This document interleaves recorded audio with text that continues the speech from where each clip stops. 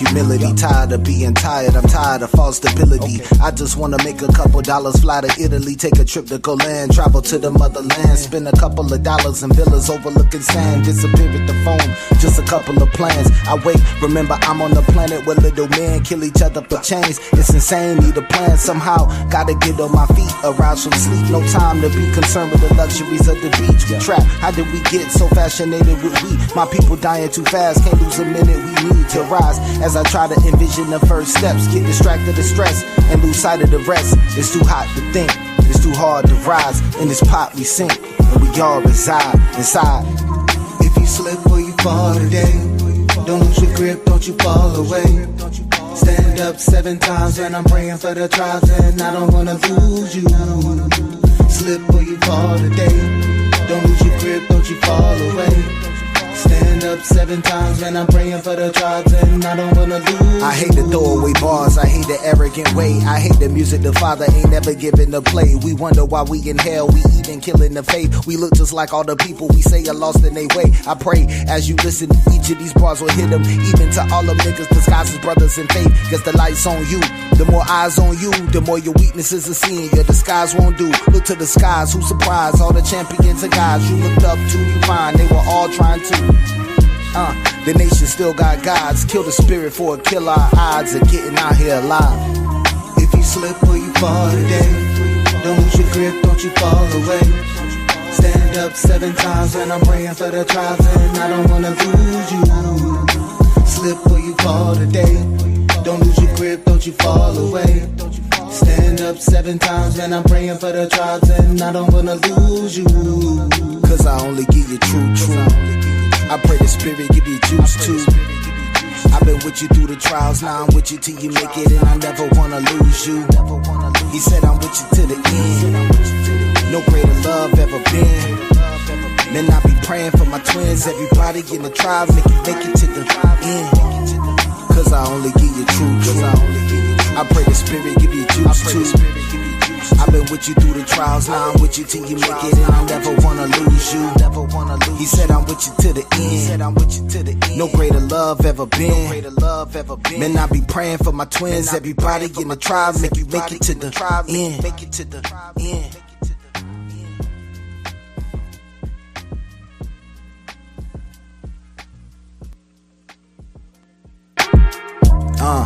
Yeah, give me the tech. We up by 30, but these shots ain't finished yet. We up like 30 sending shots through internet. Some of these ox are dirty, got the flock up in the net. Thank God we not your dinner yet. Teaching sin with your doctrine to the wise, you been a threat. Yep, this for them 7-day keepers. Friend shirt reaper. Can't read your spirit, but you smell like reefer. Yelling loud, drunk, proud, nigga street preacher. Never call for prayer, but every word is a beeper. Album this long, but Jesus can't get a feature. Millstone tossed in the sea, don't wanna see ya.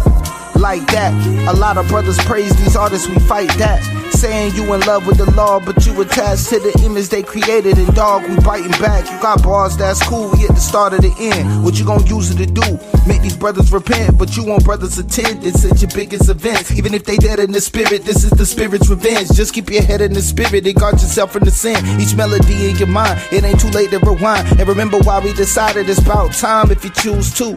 I lost a lot, but I can't afford to lose you.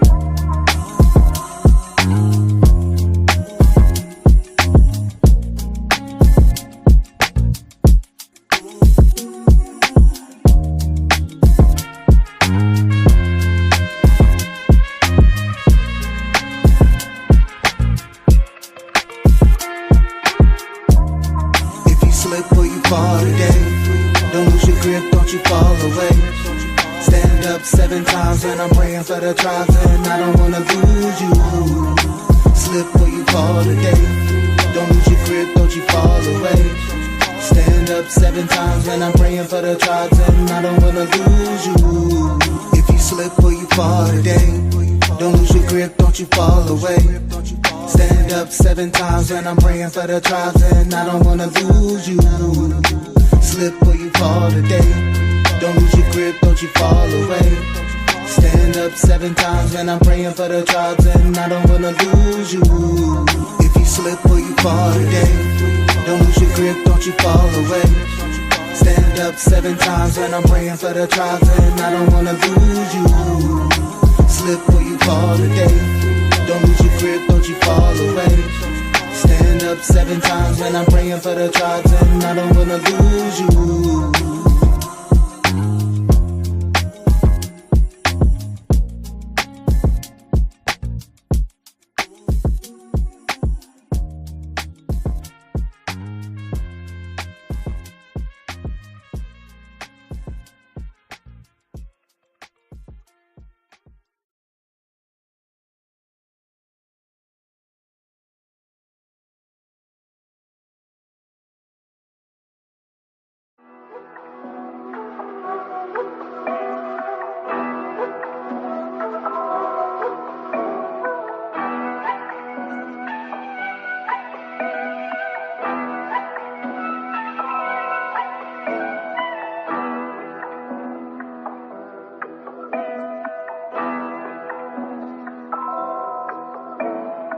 Palace, Yeah. what you cooking?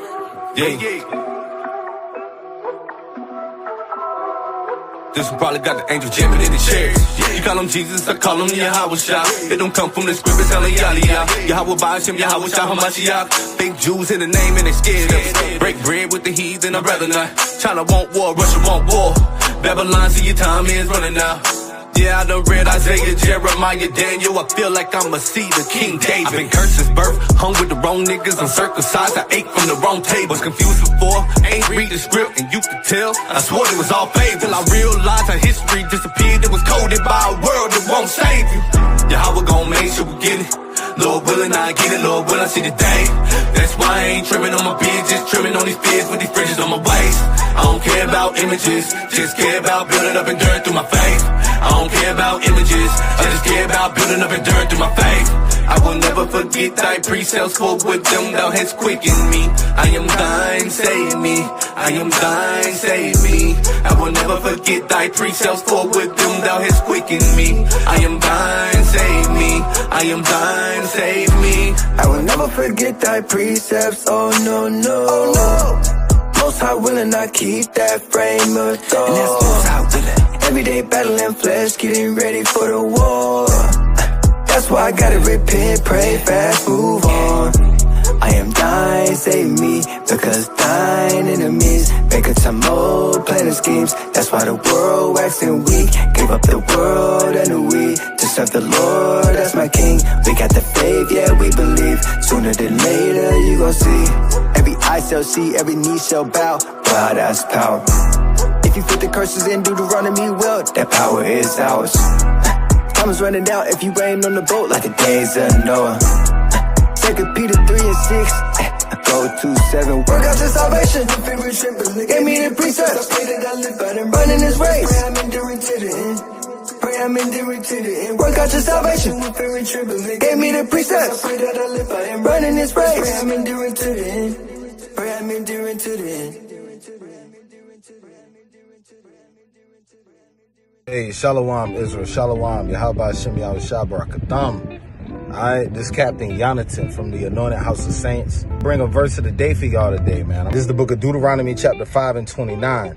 Oh, that there was such a heart in them that they would fear me and keep all my commandments always, that it might be well with them and with their children forever. Hey, the Most High said, if we had the right spirit and the right heart in us, man, it would be well with us. The only thing we can really hope for in this captivity, in this life in general. So although we living in captivity, although we under these curses, don't forget that the Most High gave you grace and gave you mercy and gave you life, and is willing to give you a new heart and a new spirit so that you can love him and walk in his ways, man, for your good and for your children's good. Shalom.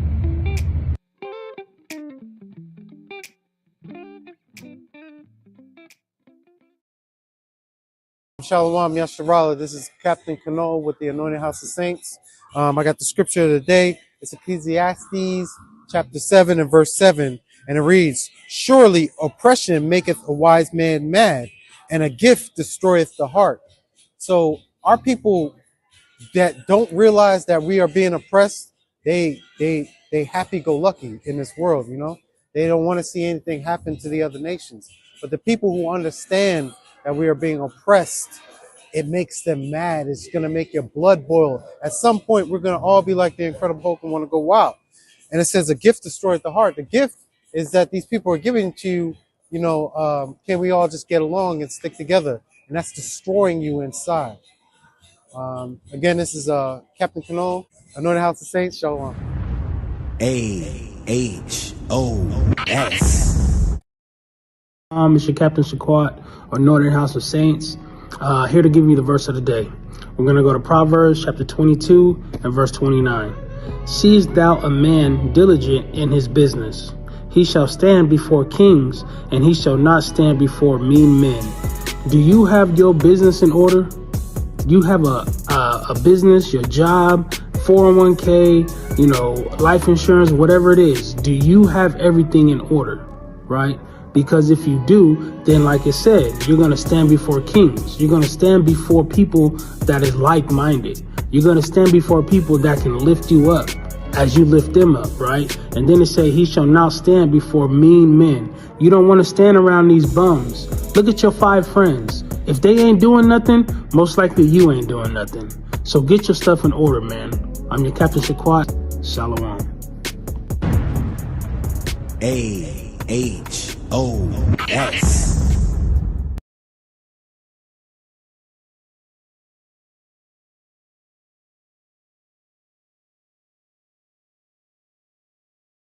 Brother, y'all think got bars, man. He got bars. But he always making slow music, man. Wanna pray to his music, meditate. He can't get hyped, man. Sometimes I wanna get hyped for the Lord. Come on, man. Blood on the post, blood on the blood on the post, blood on the post, blood on the post, blood on the blood on the post, blood on the post, blood on the post, blood on the blood on the post, blood on the post, blood on the post, blood on the blood on the post, blood on the post, blood on the blood on the post, blood on the post, blood on the post, blood on the blood on the post, blood on the post, blood on the post, blood on the blood on the post, blood on the post, blood on the post, blood on the blood on the post, blood on the post, keeping them close. Man, we got Frenches and seats on the clothes. Me and my brothers ain't sleeping, we reading the secrets. The deepest you been is the ocean. Now we been swimming in waters that's deeper than rivers to Jordan. We creeping up on them. It's the 14th of the month. Bone Thugs one day late for the show. Oh, ain't never been out ever since Red Pen Pals. You too late, you let them in now. We like veterans, niggas that's power. These secrets only come through steady, no regrets. We walk through water like Jesus. We raising the dead, you see this. Look at this evening pose. Blood on the post, blood on the blood on the post, blood on the post, blood on the post, blood on the blood on the post, blood on the post, blood on the post, blood on the blood on the post, blood on the post, blood on the post, blood on the blood on the post, blood on the post, blood on the blood on the post, blood on the post, blood on the post, blood on the blood on the post, blood on the post, blood on the post. Blood on the blood on the post, blood on the post, blood on the post, blood on the blood on the post. We holding post, chopping up doctrines that ain't coming close. They had up 3 strikes like I'm Warner Franco. We're Rochelle toast. Wisdom is better than silver and gold. This water is knocking down wicked Pharaoh. Can't swim through the sea, made it was too slow. Pharaoh was sober-minded, think he can and go. Escape on a starry night, Vincent Van Gogh. Living good unchained like Quincy Django. Strippers down in the hood, now they wanna tango. Death angels coming close, so watch your back, bro.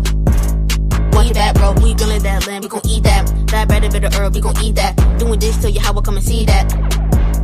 We that. Oh. Blood on the post, blood on the blood on the post, blood on the post, blood on the post, blood on the blood on the post, blood on the post, blood on the post, blood on the blood on the post, blood on the post, blood on the post, blood on the blood on the post, blood on the post, blood on the blood on the post, blood on the post, blood on the post, blood on the blood on the post, blood on the post, blood on the post, blood on the blood on the post, blood on the post, blood on the post, blood on the blood on the post. The Pesach and Nissan, we found faith in Misraim. We got to be strong. Walking through water, pray we don't sink. Strapped up, boots tight. Walking up right, boy, we don't lean. Walking up right, boy, we don't lean. Walking up right, boy, we don't lean. Walking up right, boy, we don't lean. Walking up right, boy, we don't lean. Walking up right, we see that. Blood on the post.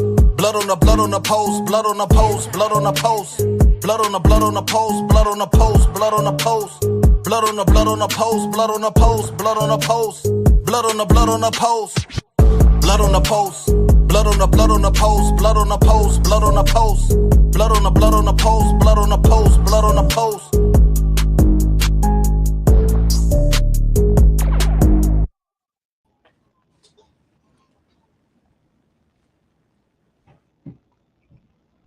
Hey, shalom, shalom, shalom.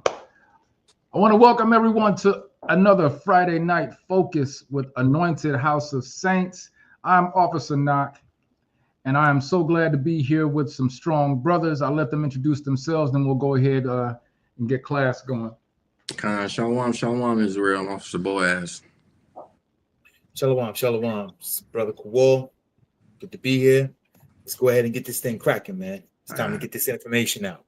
Khan, all praise, all praise. Hey, for those who may not know, we have been now starting I believe our second or third week in our Friday Night Focus classes, where you will be seeing more officers, more soldiers, more captains, different faces as we grow in this truth.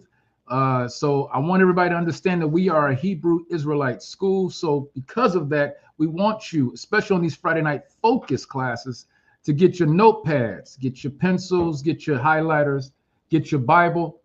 Make sure that you are writing down this information so that you can go over and study it again, and also go over it with your family, because these Friday Night Focus classes are going to be a little bit different than our normal classes, because that's why it's called Friday Night Focus, because we're focusing on certain topics that our people need to hear, need to be edified, and need to learn if they don't already know. All right, according to how we move in the spirit, with the scriptures that give us hope, and give us that understanding of who we are and who Yahweh is. So before we get started, tonight's class is called Deep in My Bag. It's going to be taught by yours truly, the mighty Officer Boaz. Hold on one second.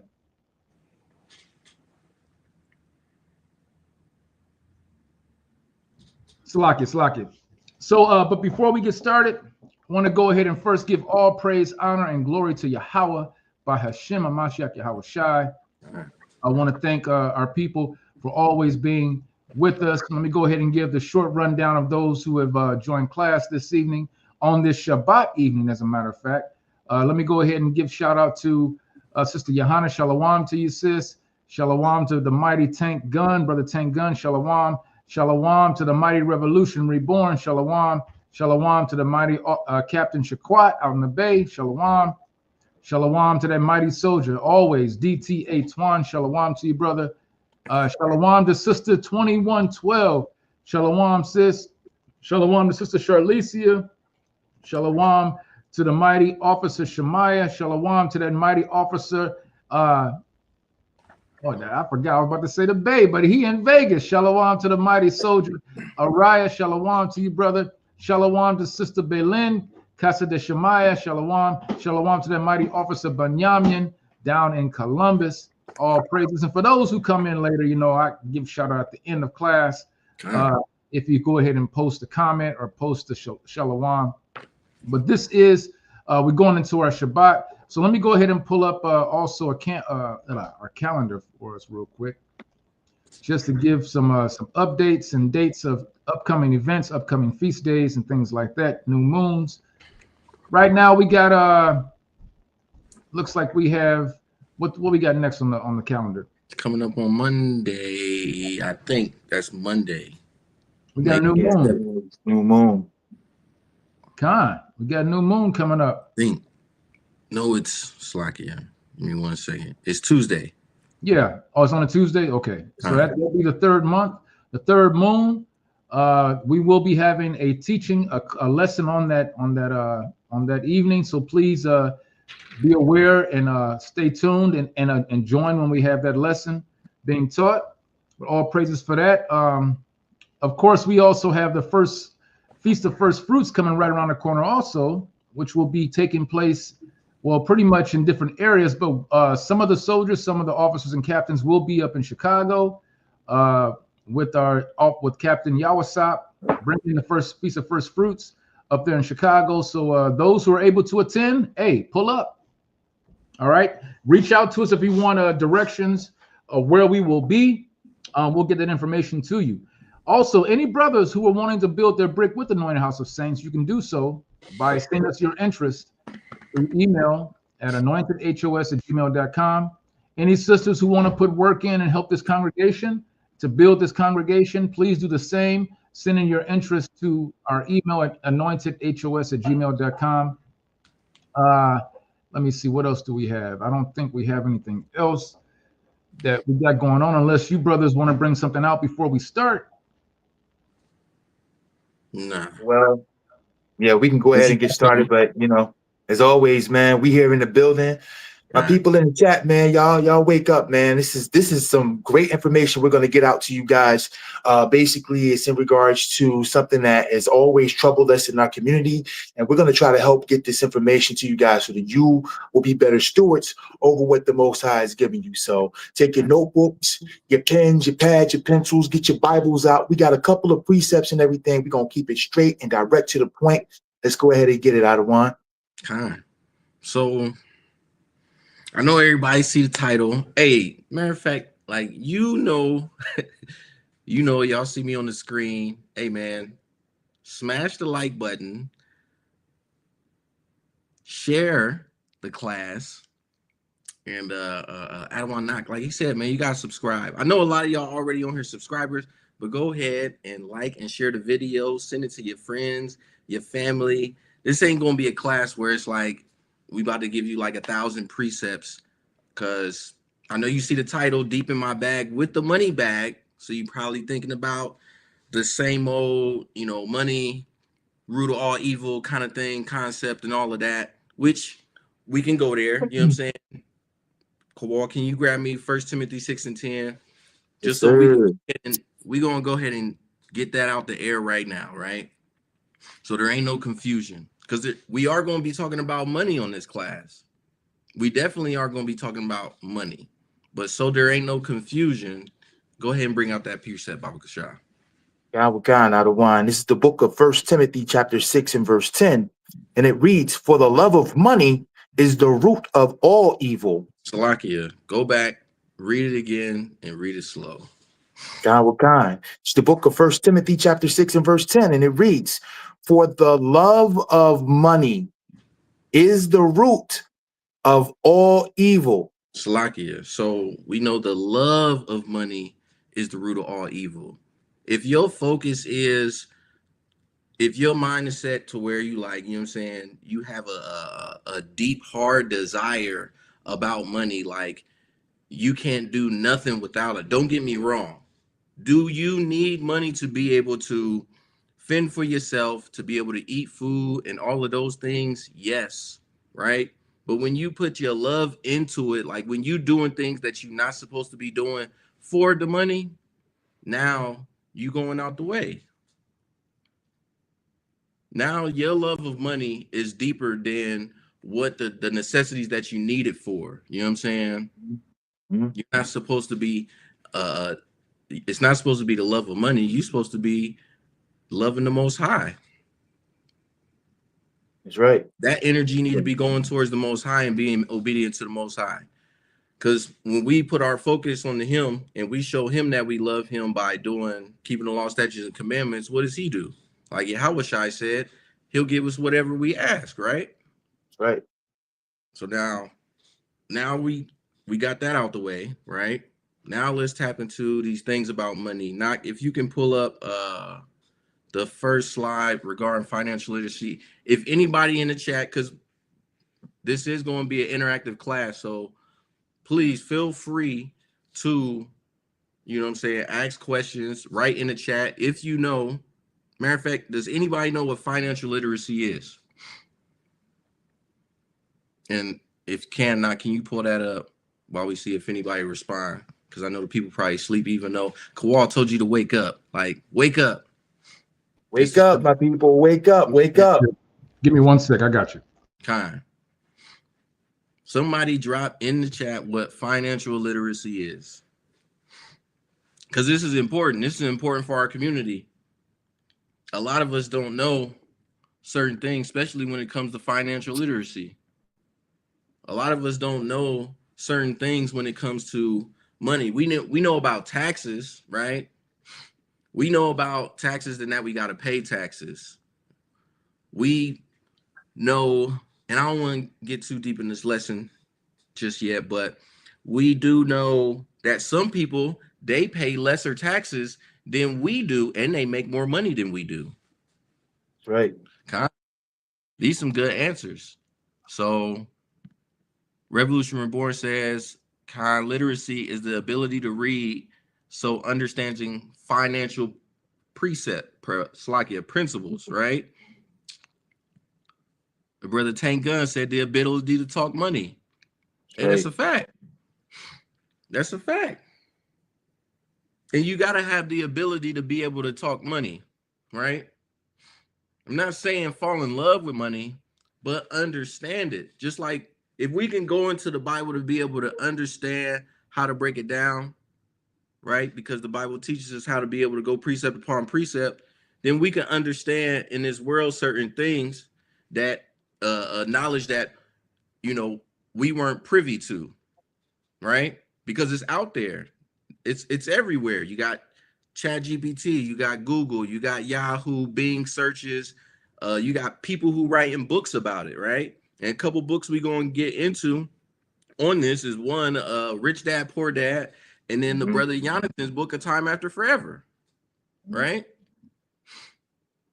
So I got it pulled, or not got it pulled up. Read that as far as what financial literacy is, Baba Kashan.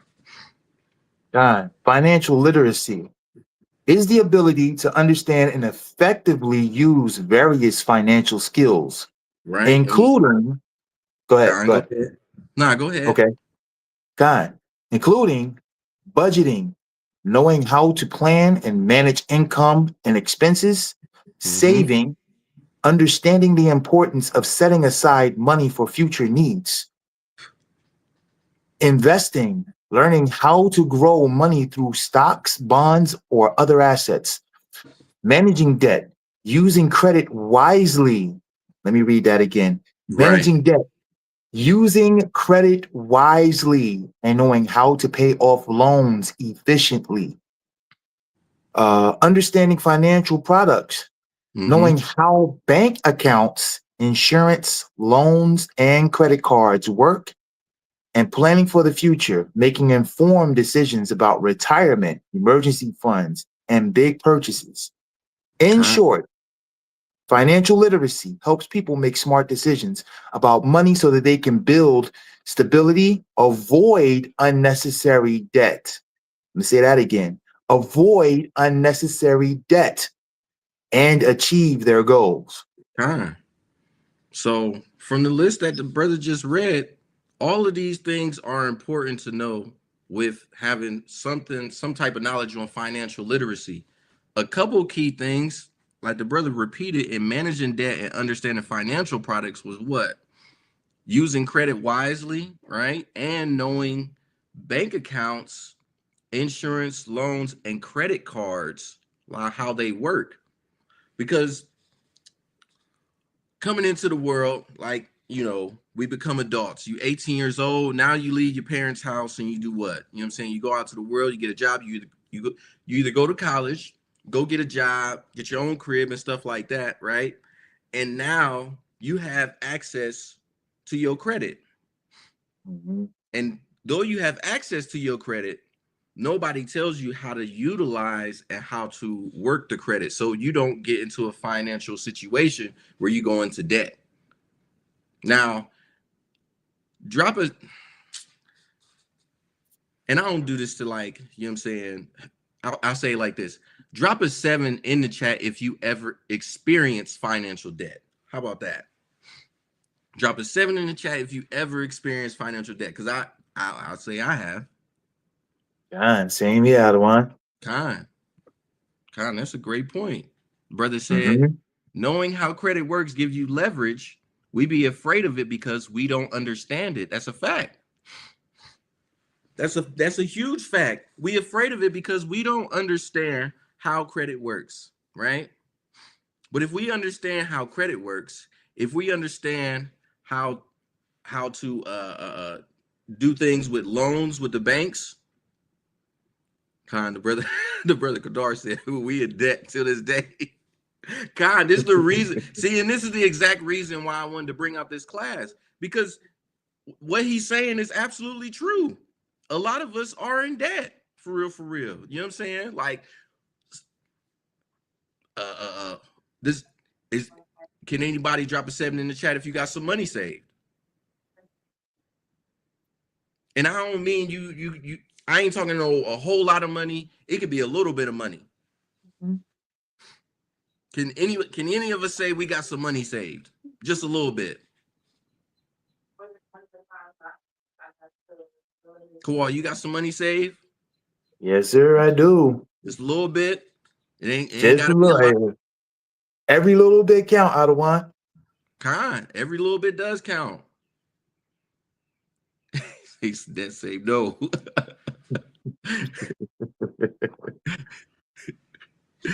I'm just saying, does anybody have money saved? Just a little bit of money. Just a little bit of money. Nah, I didn't say debit saved. Just a little bit of money saved. That brother Judas said, I got pennies. Hey, man. Hey, it's something pennies. Out of one. Listen, something is better. Look, something is better than nothing, right? God. Because there's information. Look, and this is kind of going out of the this is going a little bit out of the class, but I've heard stuff where my moms would tell me she negotiated with getting her a brand new car from a car lot and ain't pay no money down. So like the brother said, he only got 2 pennies. You know what I'm saying? If my moms can talk to a car dealership and say, I want a car with no money down, that means something. God. You know what I'm saying? Because there's something that she obviously is privy to that I for sure don't know. Because I ain't bought a car from the car lot for real, for real. Never bought a car. Well, I bought a car, but I haven't bought a car on a car payment. I'll say that. You know what I'm saying? Look, see, that brother Judah said, I never paid money down and probably never will. See? Mm-hmm. Somebody might need some of that information, King. That's right, out of one. Sis, I ain't even gonna lie. I can't tell you. It wasn't this year, but it was it wasn't that long ago. It wasn't too long ago. You know what I'm saying? My brother said it's low-key against consumer law to require a down payment on a car. See, these are the conversations that we could be having. You know what I'm saying? Because there's somebody that don't know this information that might be on this class. There's somebody that don't know this information who might watch this class later on. And it's like, when they see what he just said, what they going to do? You're going to go type it in and you're going to look for it. So that way, if they thinking about getting them a vehicle, they know how to negotiate with the seller to be able to get themselves a car without putting down a down payment. Right. You know what I'm saying? That's why this stuff is important. You know what I'm saying? But I will go in and say there are some problems. There are some issues that we run into trying to put ourselves in a more a better financially stable position that we can't see, right? These things are not visible. They're invisible terms or invisible blocks in the way that's stopping us from being in a better financially stable position, right? Can you pull that up for me, Baba Kashah? I think it might be the next one. Khan, all praises.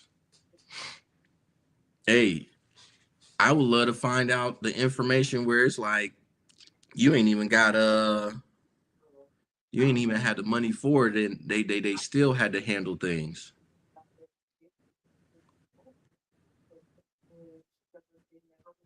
Khan.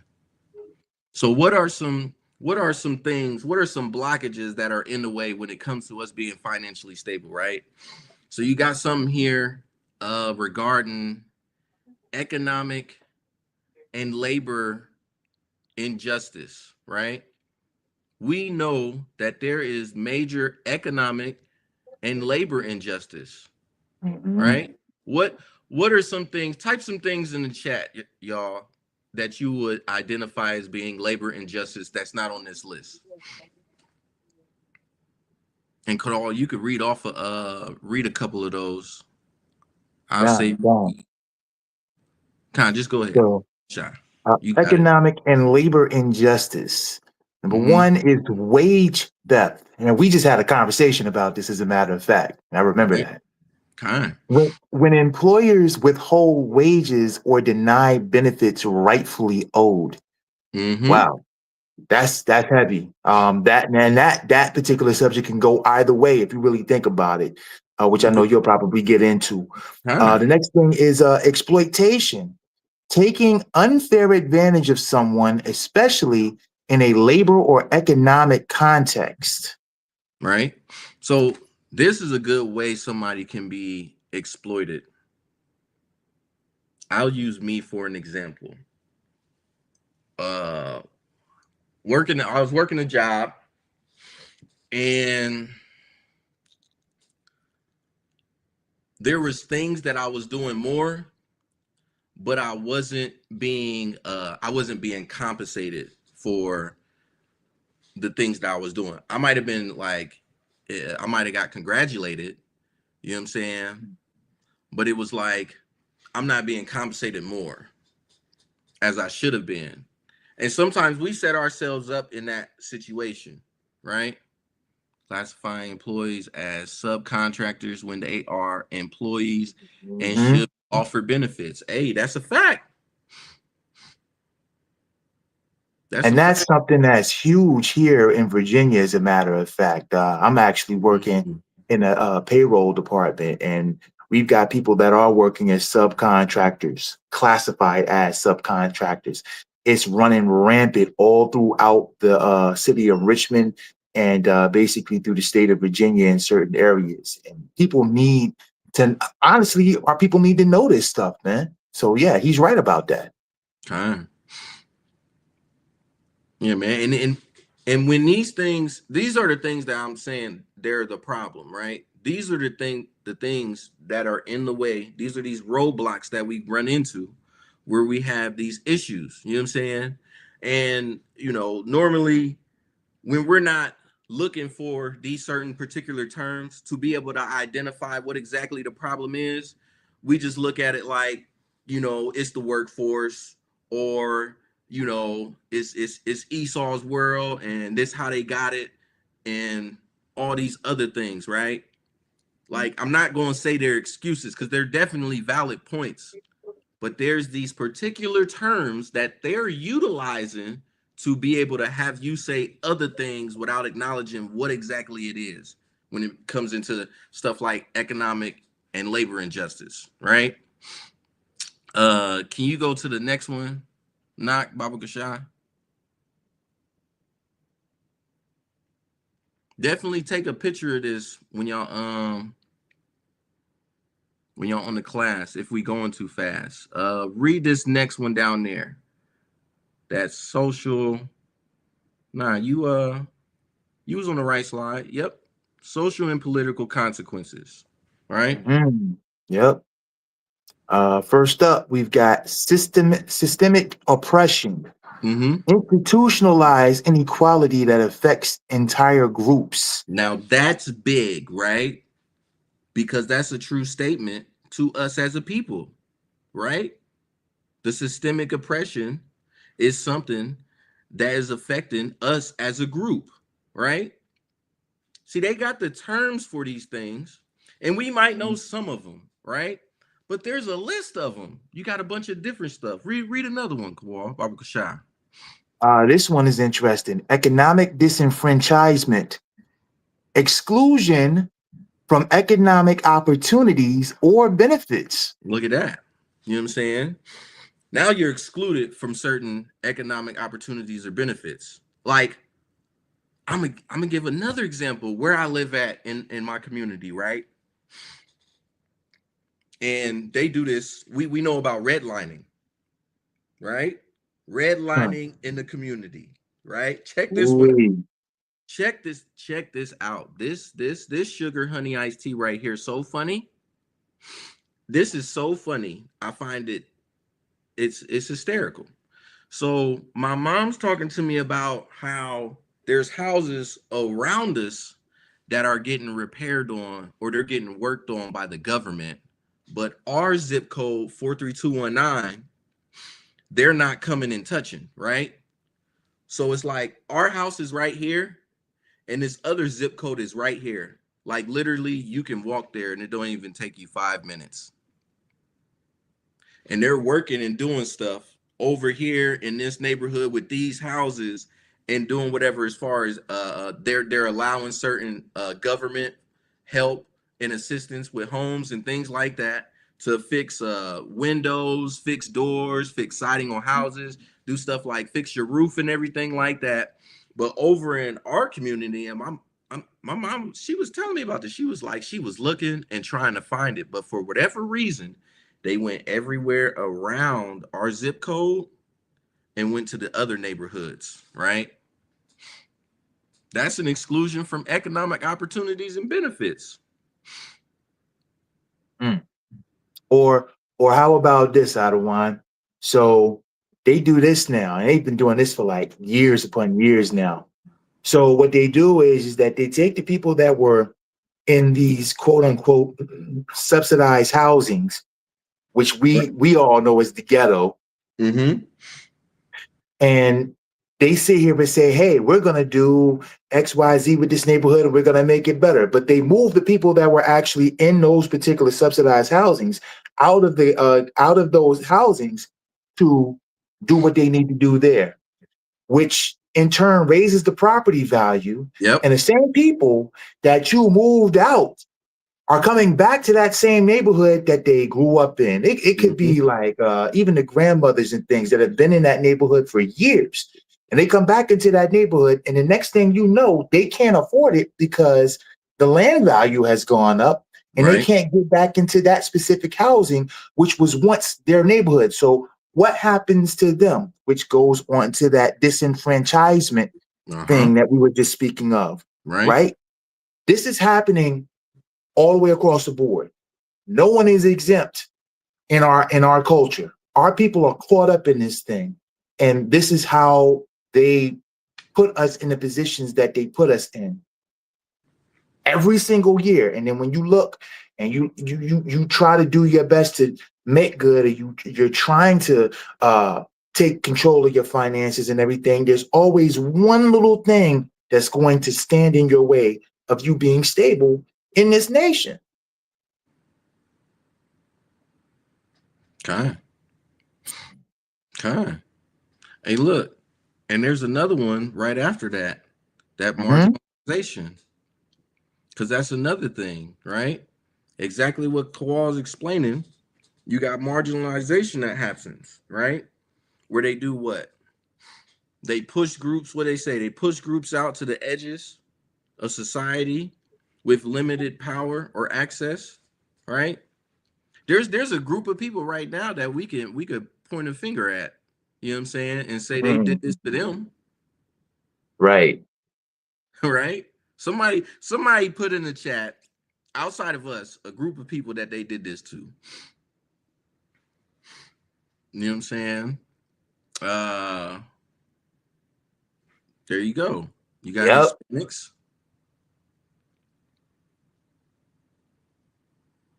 It's another group, one major group. You got Arabs.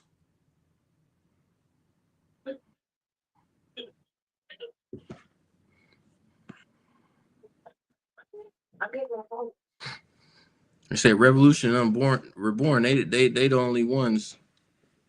I was gonna say he ain't the only one asleep. He just firing off the fastest. Everybody else probably was getting ready to say the same thing. They like too late.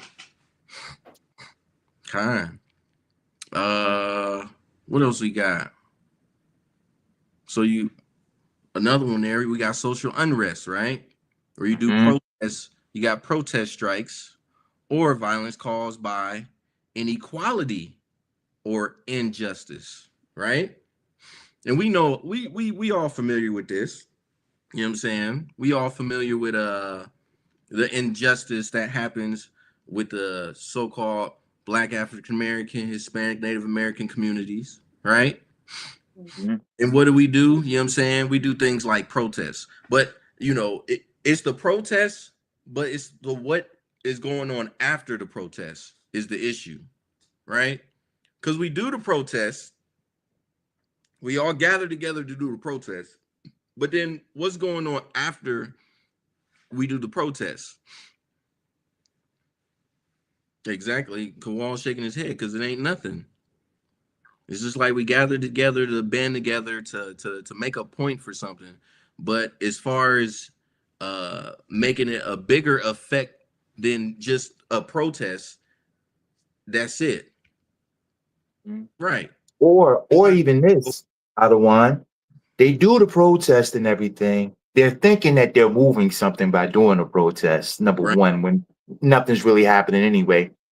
And then after the protest happens, nothing happens, or the crime rate goes up. It like skyrockets through the roof.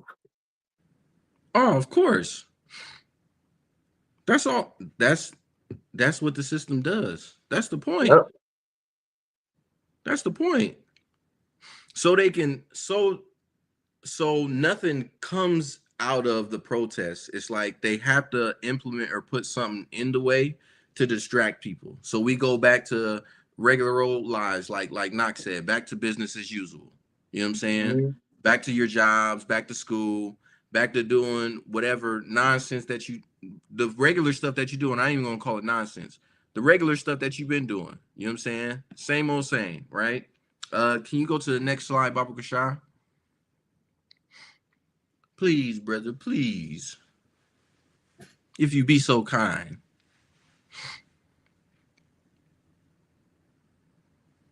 Ooh. Kind.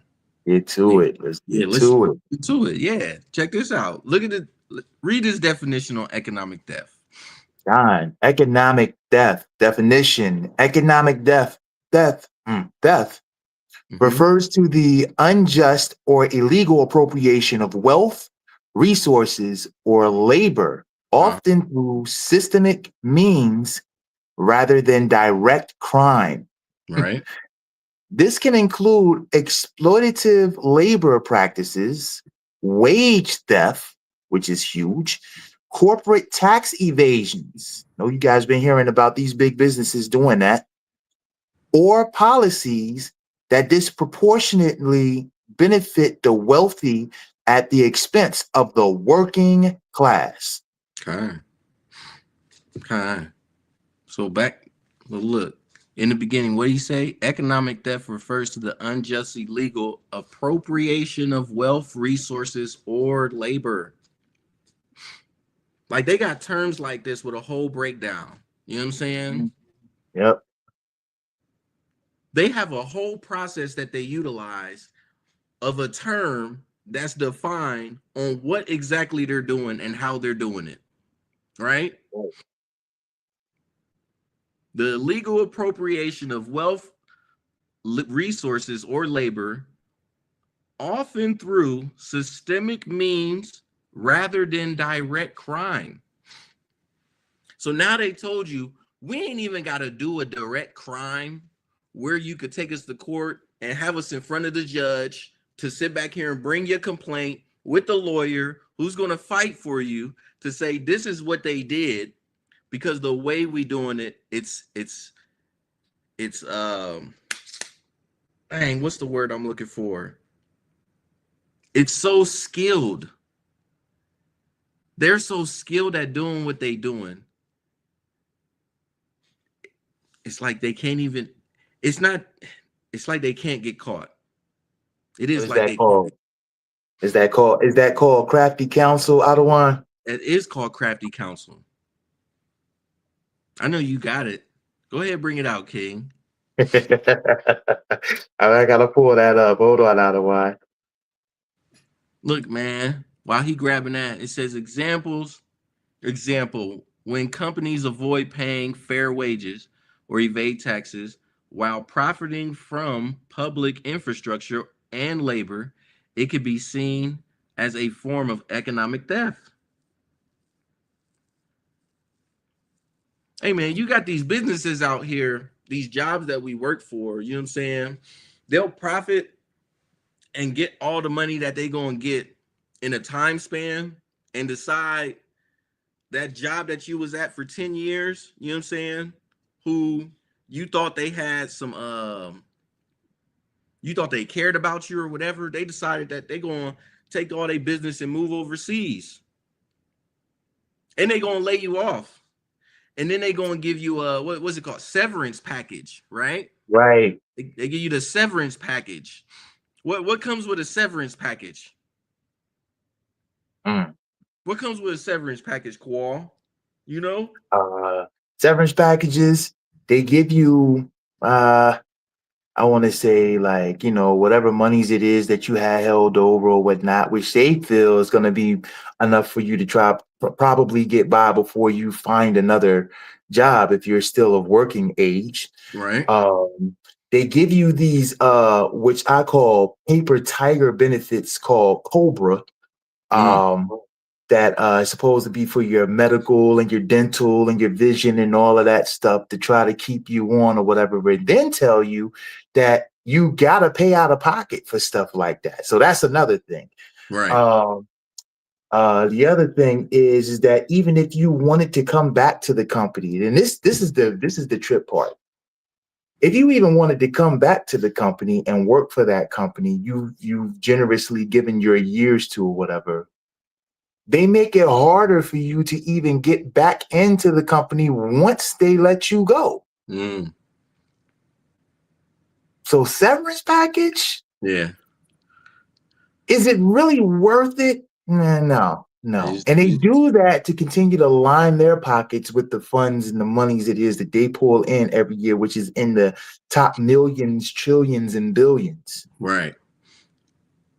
It sounds more like more crafty counsel than anything being severed. Like, I gotta get that. I gotta get that out of one. Being cut off. Go ahead. I gotta get that. Psalms 83 and verse 3.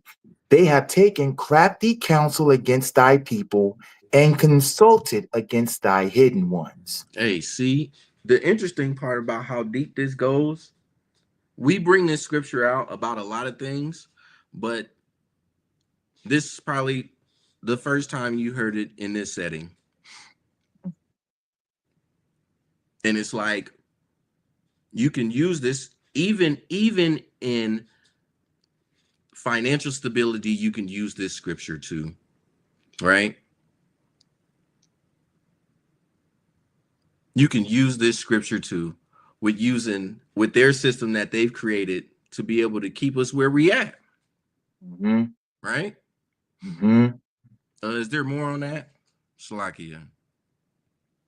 Verse 4, they have said, come and let us cut them off from being a nation, that the name of Israel may be in no more in remembrance. Kind of like just being severed from that job. They don't want you coming back. They don't even want to remember you. And none of the work it is that you gave to them. Right. That's a fact. Go to the next slide, Baba Gashai. Nah. Yeah, man. See, that I had a job I was doing that brought me to this course of study, to be honest. I ain't even gonna lie, right? Oh, this is good. Skip number 2 and go to number 3. Social instability.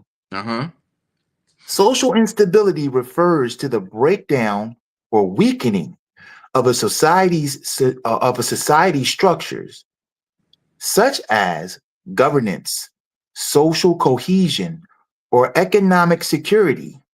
It often results in unrest, protests, increased crime. Did we just talk about this? Hey, this listen, man. This is stuff that I was looking at. Keep reading. Or even state failure. Causes include inequality, corruption, unemployment, and political repression. Look, man, and we can tell right now that this word, this definition of this word alone is floating around in our community like a bad habit, man. Man. Like, the whole definition of this is true in its entirety for all of us, for real. And we talk, and this is what we talk about on any other class. When we hear about stuff on the news, when we sit back here talking about the young kids nowadays who calling themselves YNs or whatever, right? These females who calling themselves whatever names that they calling themselves brand new besides, you know what I'm saying, a daughter of Zion. Right. Like, they literally got this down to a science. And these are the things, or these are the terms, because I was looking at this, like when somebody was sharing this information with me, I was looking at this because I'm like, if somebody's telling me something as far as what to be able to do to get from the place that I'm at in a better place, because I ain't about to sit back here and play like everything's going to be peachy and perfect. You know what I'm saying? When we still waiting on Yahweh Shai to come back for real. I ain't saying it's gonna be perfect, but you know what I'm saying? Can we put ourselves in a better position? I believe so. I believe so. The Most High wouldn't have gave me a mind and a body to be able to utilize, to wake me up, show me the truth, to bring me to in front of people, get resources and information to go into things like this if we're not able to put ourselves in a better position. I'm not saying it's going to be the best or the greatest or anything like that, but can it be better than where we at? Yes, it can. Mm-hmm. I believe it can. But we do have to destroy these issues, right? These issues, these problems, right? Social instability, unpaid labor, economic theft. We have to destroy these things, right? That's right. And there is a way to go about it where we can destroy these things. You know what I'm saying? But the issue resides in us, right? Right. But there's another problem that he don't even got this one. There's another major problem, right? Grab Deuteronomy 28:54. There's a major problem. For us to be able to destroy these things so we can get ourselves into a better position, just like the sister Johanna said, one is discipline, right? Mm-hmm. The other one is ourselves. The other issue is ourselves as a people. Yep. When you think about, oh, you're going to do something with, we the only people who think like this. We'd be like, okay, we're going to do something with our people. But then have the second thought where it'd be like, I know Jake like this. I know Eve like that. Right? Now we can't even do the things that we want to sit back here and do with our people because of the fact of we have such a negative connotation of like, this is how we are as a people, right? I was talking to the Adawan earlier this week and I was like, you got the young kids out here, Kia boys, blah, blah, blah, this and that going on. And they putting themselves in the position where they running around talking about shoot a Negro if he the ops, right? And then at the same time, you got police officers coming around who providing the system, providing the guns in the community for these little boys to be the YNs, for the police officers to turn around and see these little boys, you know what I'm saying, and decide if they catch you just chilling doing something, they gonna run you down, say you got a gun, shoot you in your back.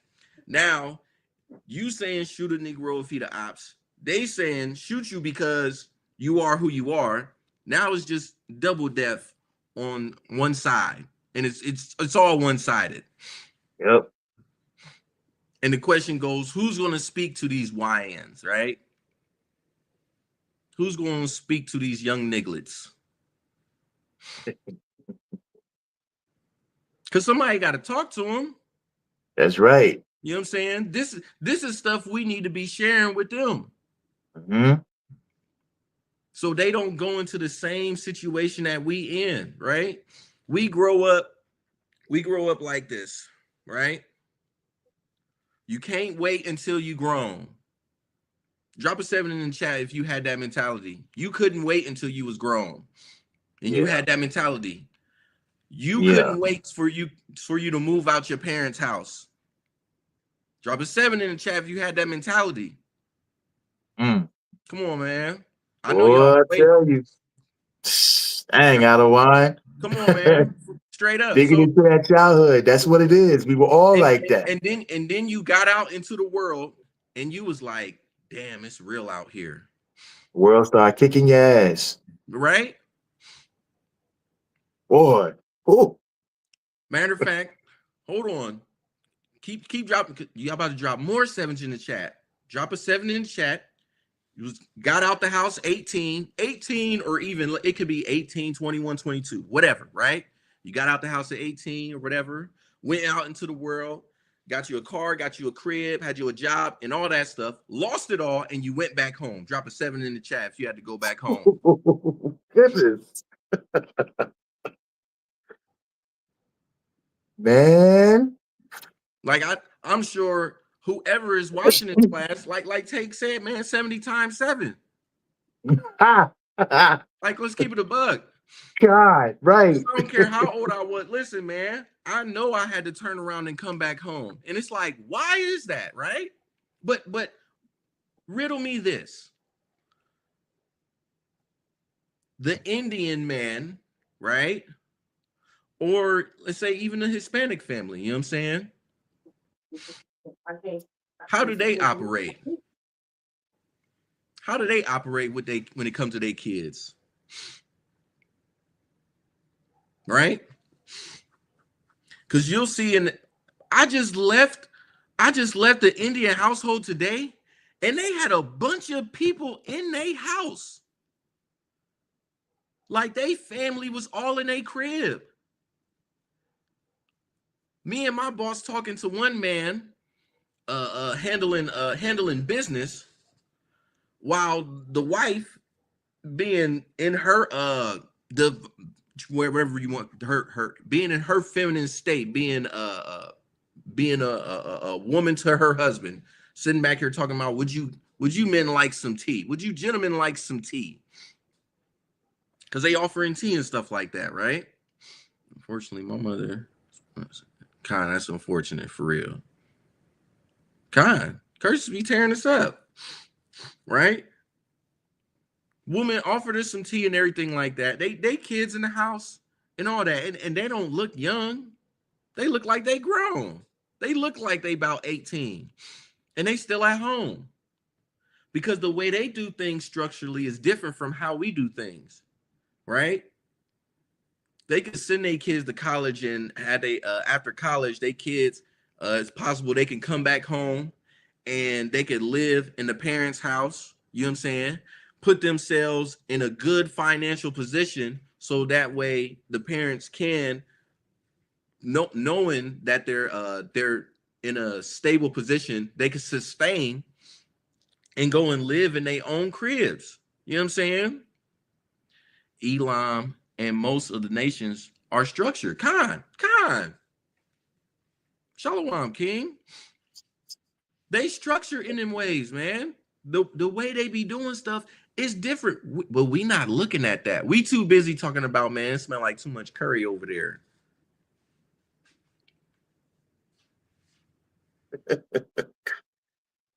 That just baffles me though, Ottawa. Like these people, they know how to stick together. They will all pack into one place and put their money together and do what they need to do. But we as a people, we won't do it because we're looking at each other like, yo, I don't like that dude.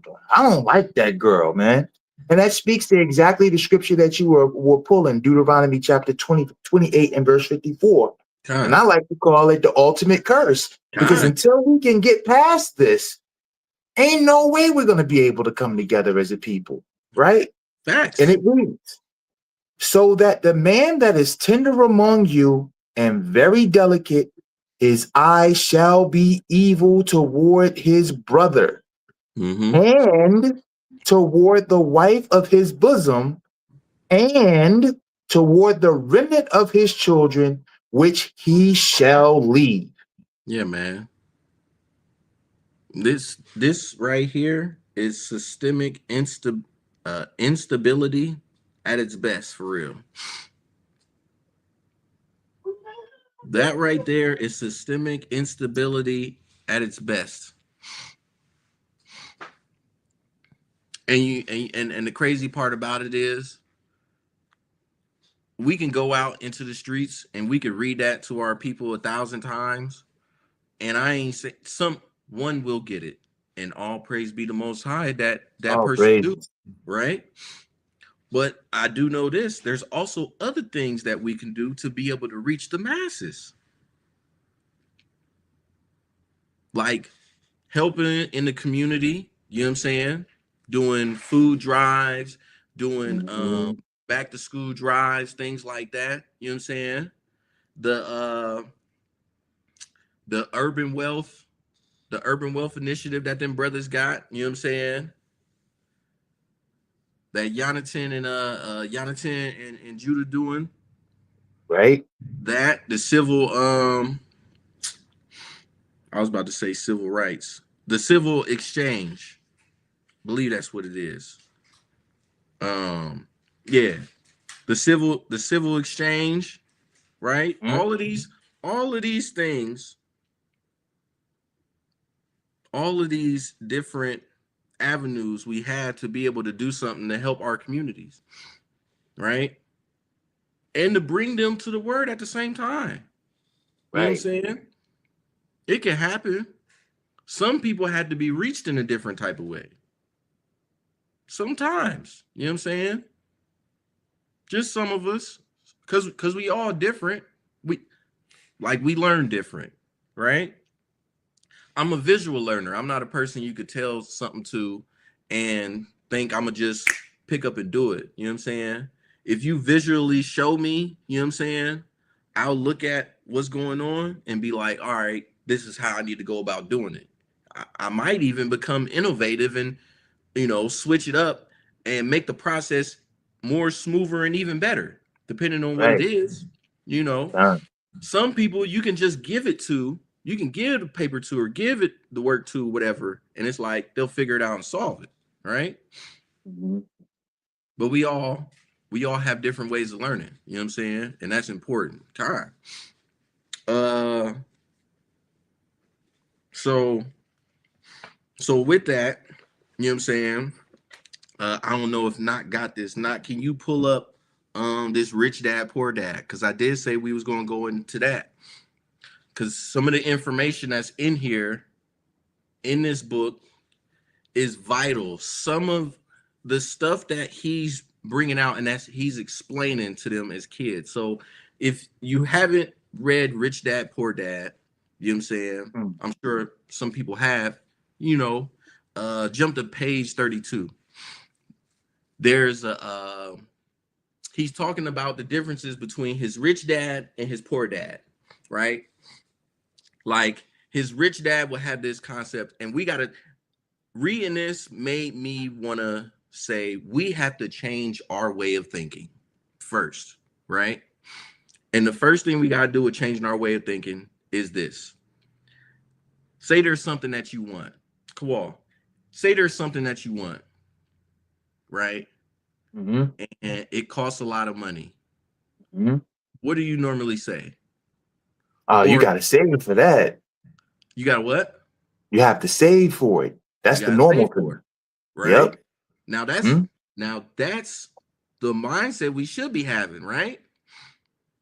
Some of us, when it comes to money and things that be out of reach that cost some money, will say I can't afford it. Yeah, true. And we all seen Love and Basketball, right? I'm sure we have. You know what I'm saying? Yep. What did was his name Zeke? Yeah. The man, his dad. His dad. Was it his dad? Yeah. What did he tell his son? Yeah. I gotta go back. I haven't seen it in a while. He said, don't say, he said, can't shouldn't be in your vocabulary. Yeah, yeah. The word can't shouldn't be in your vocabulary, right? So we gotta reframe our minds from saying I can't afford it to what the rich dad would say, which would be, how can I afford it?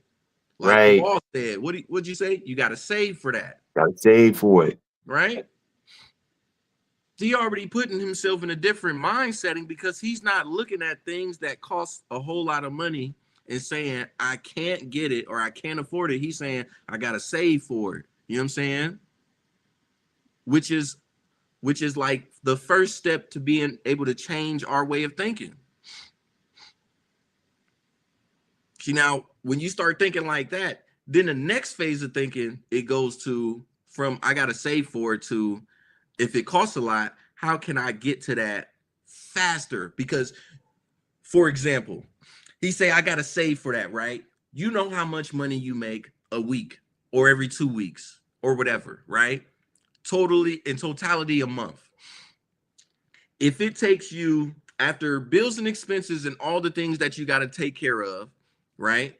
Let's say it takes you 6 to 8 months to get the thing that you said you got to save for, right? Now you were able to calculate with all the expenses and things like that that you have to take care of, the time frame it would take you to get that thing. Now that you figure that out, the next step would be, what if I can get it faster? So now we're working the most powerful computer that we have right between our heads, because we're figuring out a way to come up with solutions to be able to get to certain goals that we have a lot quicker, which means what? We're figuring out ways to learn how to make money work for us, right? And that's something that is talking about here in this book. Scroll down to where it says, did you go, are you at page 30? Yeah, you're on page 32. Scroll down some, Knock Baba Kashah. Stop right there. Hold up. I'm looking for, you said that you would teach me. Keep scrolling, because I think you at a certain point. Keep going. Yep. I know where you at now. Keep scrolling. Keep scrolling. Stop. Go up some. Go up some more. Go up a little bit more. You're a crook. Hold on.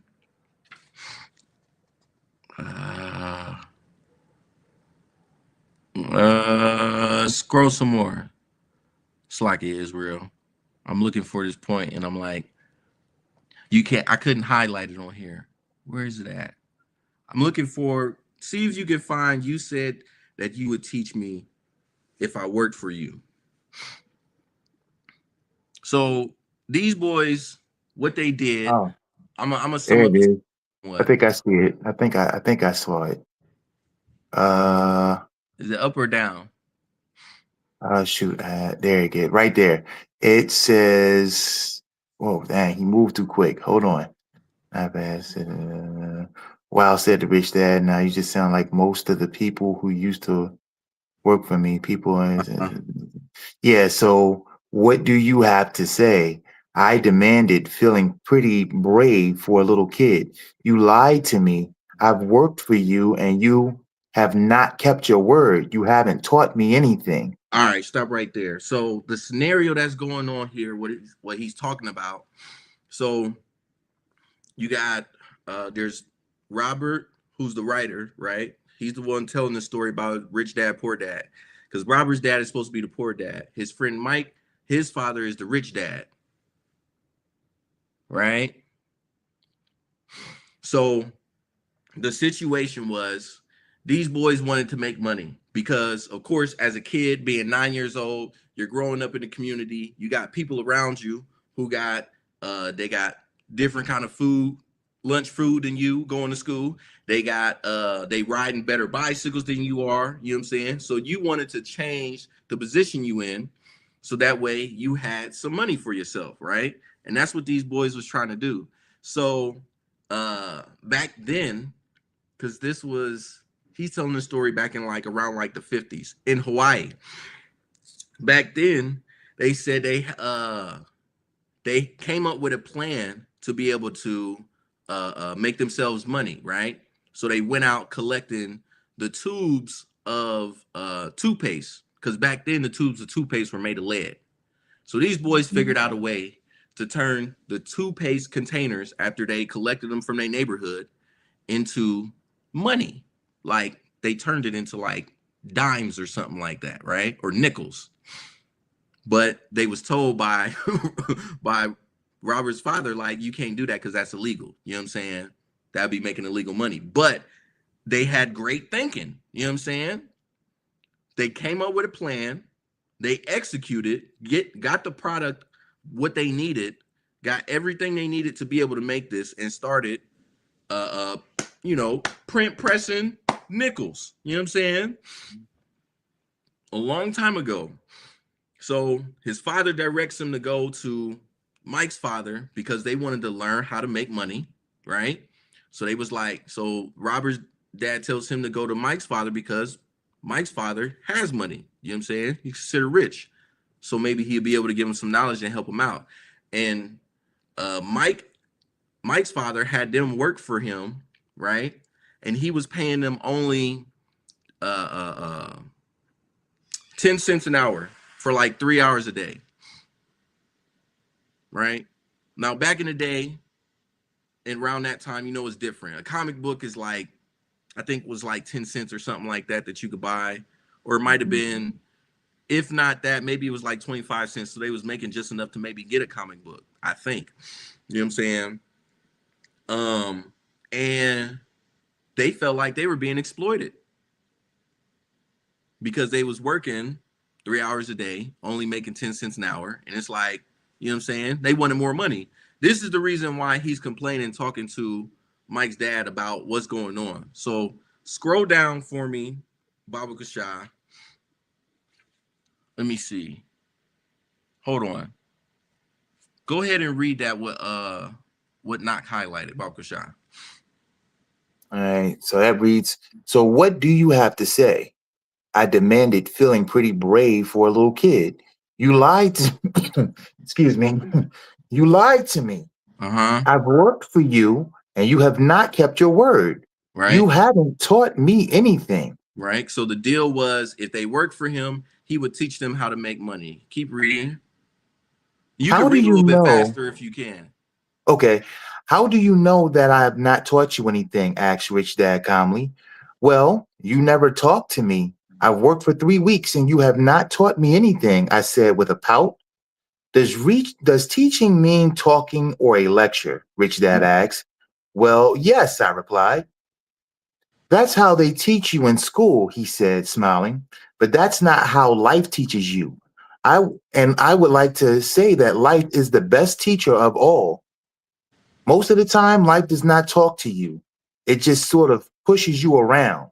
Each push in life saying, wake up, there's something I want you to learn. See, now these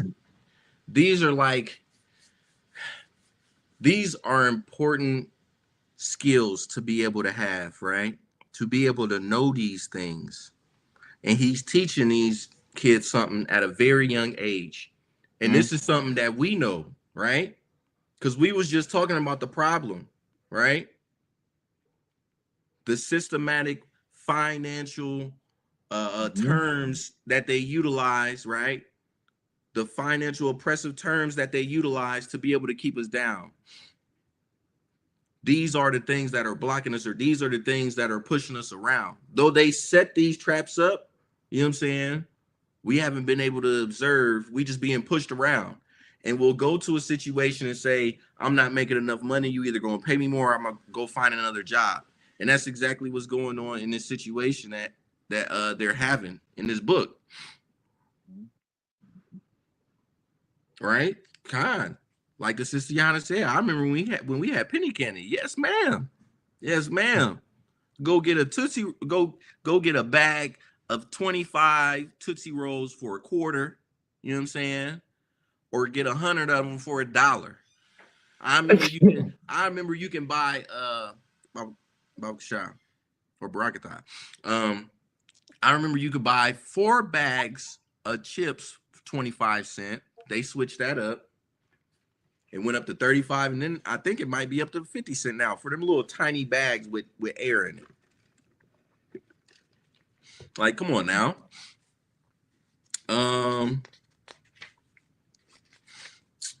So read this next line right down here where it says life pushes all of us around. Life pushes all of us around. Some people give up and others fight. A few learn the lessons and move on. They welcome life pushing them around. To these few people, it means they need and want to learn something. They learn and move on. Most quit, and a few like you fight. Right? So, and that's true, because some of us will fight.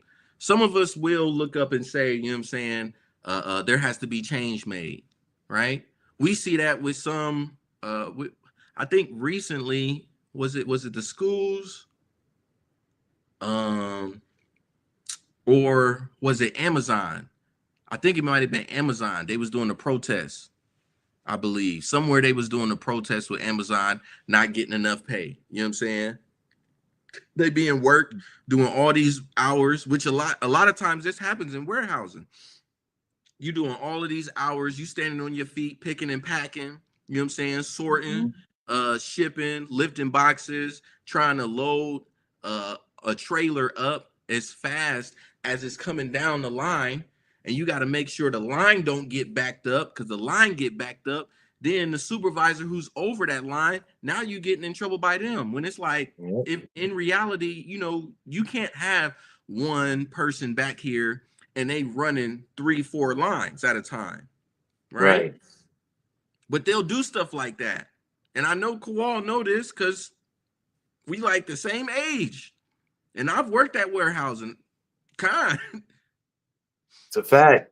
You know what I'm saying? If you ever worked at warehousing, you had you ran into situations like this. I threw my back out for the first time at 18. No, I was 20. Come on, man. I ain't even know what that was like. I was laying down on the concrete floor, stiff, looking like, you know what I'm saying, looking like I should have been in a casket. I ain't want to move. I was screaming from my room, asking for somebody to come and help me up just so I can go to the bathroom. Because I couldn't move. That's how bad I was jacked up. Some of the worst pain that you could feel. Yeah, man. And what did they do for me? Absolutely nothing. Why? Of course not. Because I was a seasonal employee. And when the season was over with, so was I. You know what I'm saying? This right here, what he's teaching these young boys was not to be in a situation that we're dealing with right now. Right? Right. Let me see. Window. All right. Read that right there where it talks about Rich Dad stood and shut the creaky old window. Barakatah. Rich Dad stood and shut the creaky old wooden window that needed repair. If you learn this lesson, you will grow into a wise, wealthy, and happy young man. If you don't, you will spend your life blaming a job, low pay, or you're a boss for your problems. Right. You'll live life always hoping for that big break that will solve all your money problems. Rich Dad looked over at me to see if I was still listening.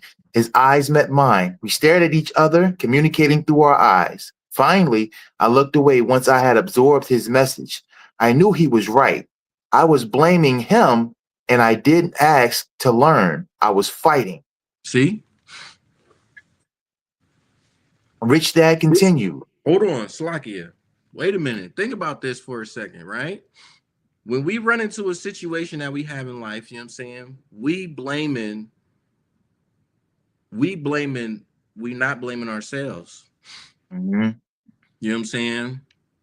We want to be in a different situation, but we're not changing the process to have different results. Mm-hmm. We're still doing the same thing, right? You blame your boss, your supervisor, whoever, with the pay, and then you turn around and be like, I'm gonna go over here and get more pay. Hey man, I just did that. I just did that. Man. But the difference with that, so my situation was different because I felt like, again, I was being exploited for my labor. I wasn't getting paid for all the work that I was sitting back here doing. Now I put myself in a position where it's like, my boss, like, he ain't gonna exploit me for labor and he gonna pay me what I deserve. Mm-hmm. You know what I'm saying? I was in a position working at a place for 8 years. I built a relationship, a friendship, a brother, and all of those things, all of it to come down to where I had to leave. And in the most polite way, it was like, okay, that's cool. Don't come back.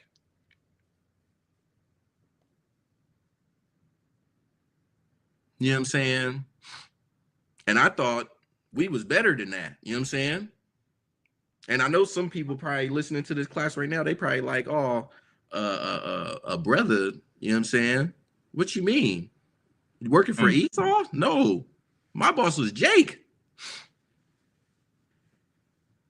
I had Jake for a boss. And that's how it went down. My coworkers around me was sitting back here saying stuff like, he didn't want to fight, or, you know what I'm saying, didn't want to offer you nothing or say anything like that. Like, not at all. He didn't. I told him what I was doing, told him I'm giving you my 2 weeks, I'm sliding. He was like, congratulations, you know what I'm saying? I'm glad that you found something better, you know what I'm saying, a better opportunity, which I'm like, you know, I was expecting that positive optimism from him. But at the same time, all Israel, not of Israel. Hey, that's real. At the same time, you know what I'm saying? I thought because of the relationship we had that he would have said something, put up a fight. I was thinking like he might do that, but at the same time, I was thinking at the same time, he's so prideful, he not going to do that because I know him and I've been working for him that long to know that. Right? I be in the corporate world, man. That's how you right. That's how it be. Scroll down. I'm about to have you scroll down. Scroll down some. Knock Baba Kasha. Knock still there? Hey, drop a 7 in the chat if y'all still awake. I know some people fell asleep. Somebody, they hopped on the class, hopped off the class, hopped back on the class.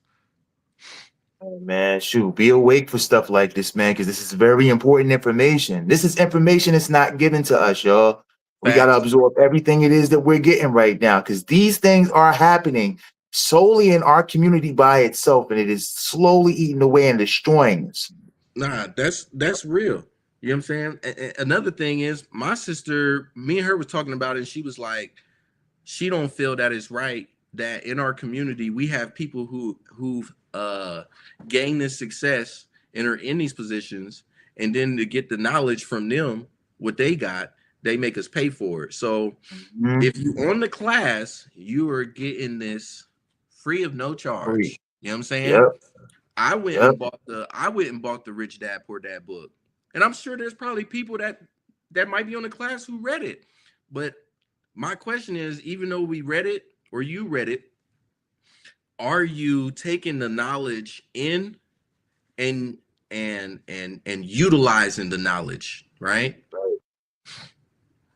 Are we taking this information and stuff in and actually utilizing it, right?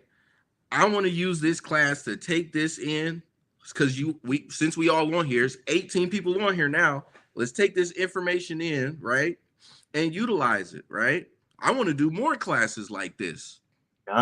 Just so we can grow into financial stability, the having good financial mentality, right? And knowing how to better budget, save, use credit, save ourselves from getting exploited by taxes or getting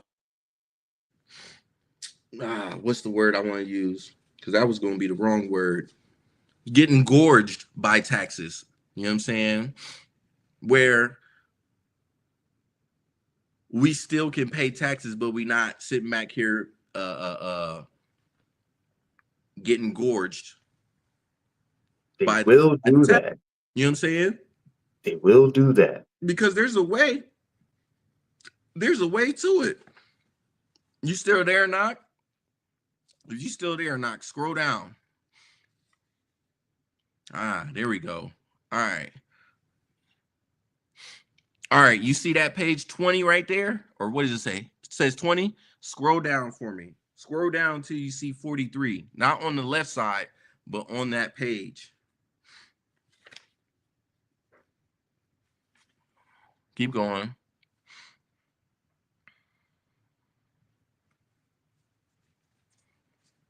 I want you to go to 41. Let me see. Keep going. Keep going. Keep going. Keep going. Nope. Keep going. 40. All right. 40. I think that's 41. Empire. Oh, nah. Scroll back. My bad. Go back.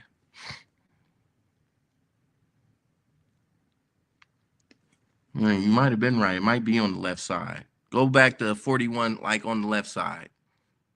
Where it says 54, go back. Now you going, yep, go that way. 41. Right there. Con. So let's look at that, right? It says, look, said Rich Dad, taxes are just one small section of learning how to have money work for you. So he's explaining to this man, he's explaining to this young boy about how to make money work for him, right? He says, today, I just wanted to find out if you still have the passion to learn about money. Most people don't. They want to go to school, learn a profession, have fun at their work, and earn lots of money. One day they wake up with big money problems, and then they can't stop working. That's the price of only knowing how to work for money instead of studying how to have money work for you. So do you still have the passion to learn?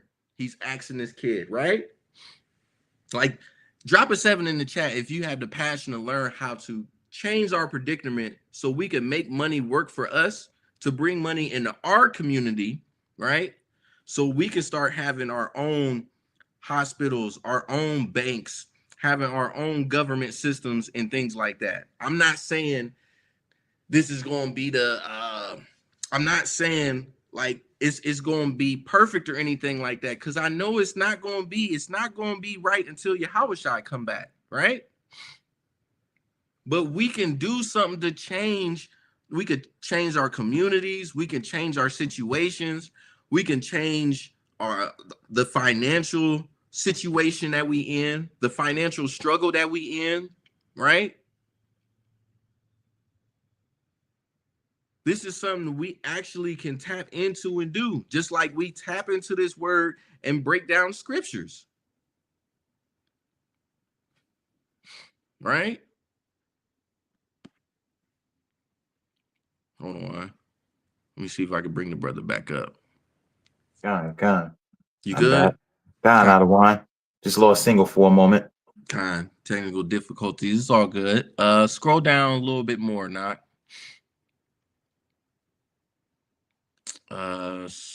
Right. Stop right there. All right.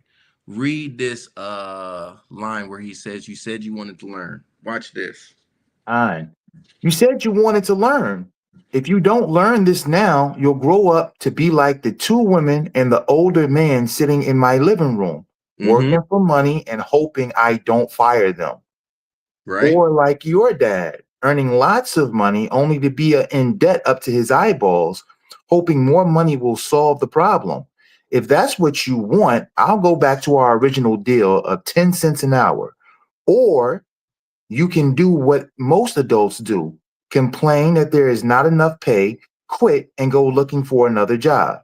Right. So this is after he explains to him that he's going to send him back to work, but he's not going to pay him nothing at all. Now, this is where it gets deep, because when I was reading this, I was like, what in the world is this? Because I'm not understanding. But the man is smart. You know what I'm saying? He's explaining to him two different things, right? He's explaining to him the position of his dad, what he's in, and saying that, you know, going, his dad telling him to go to school, go to college, get a degree, get a good job, and have security and be stable. That's not what he wants for real, right?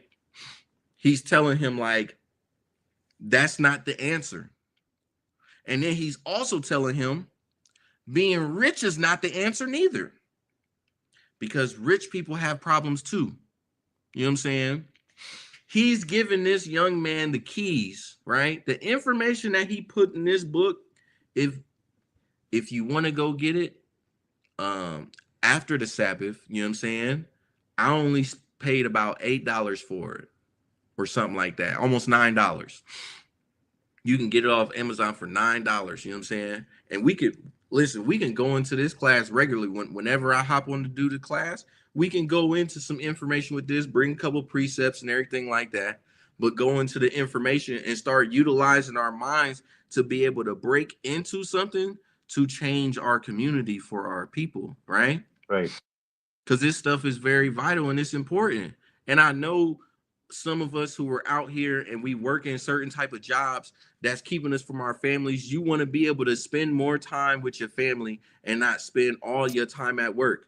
Like, you spend more time at your job than you do with your family. You know what I'm saying? And it's like, that's your family now.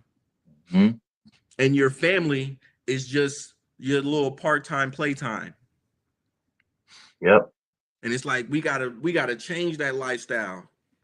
We gotta change that up. Work need to be the part-time playtime where it's like we do our thing, we make the money we make, and we spend our time with our families for real. And if we really gonna do that, or if we really want to do that, we gotta tap into this information. That's right. Let me see. Keep reading the rest of that, because he make a good point here. Right. But what do? I asked. Rich Dad tapped me on the head. Use this, he said. If you use it well, you will soon thank me for giving you an opportunity, and you will grow into a rich man. Right?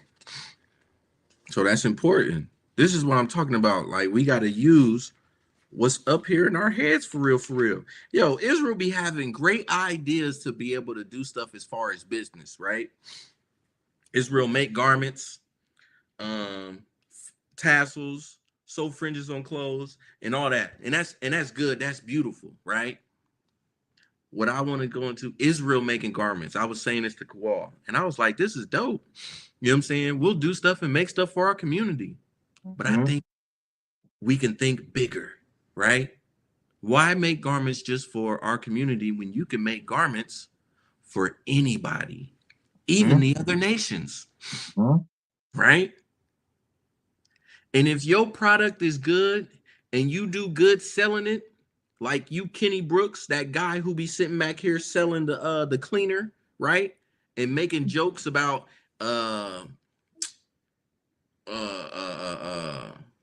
he be making jokes about him being dark skinned and everything like that or whatever. You know what I'm saying?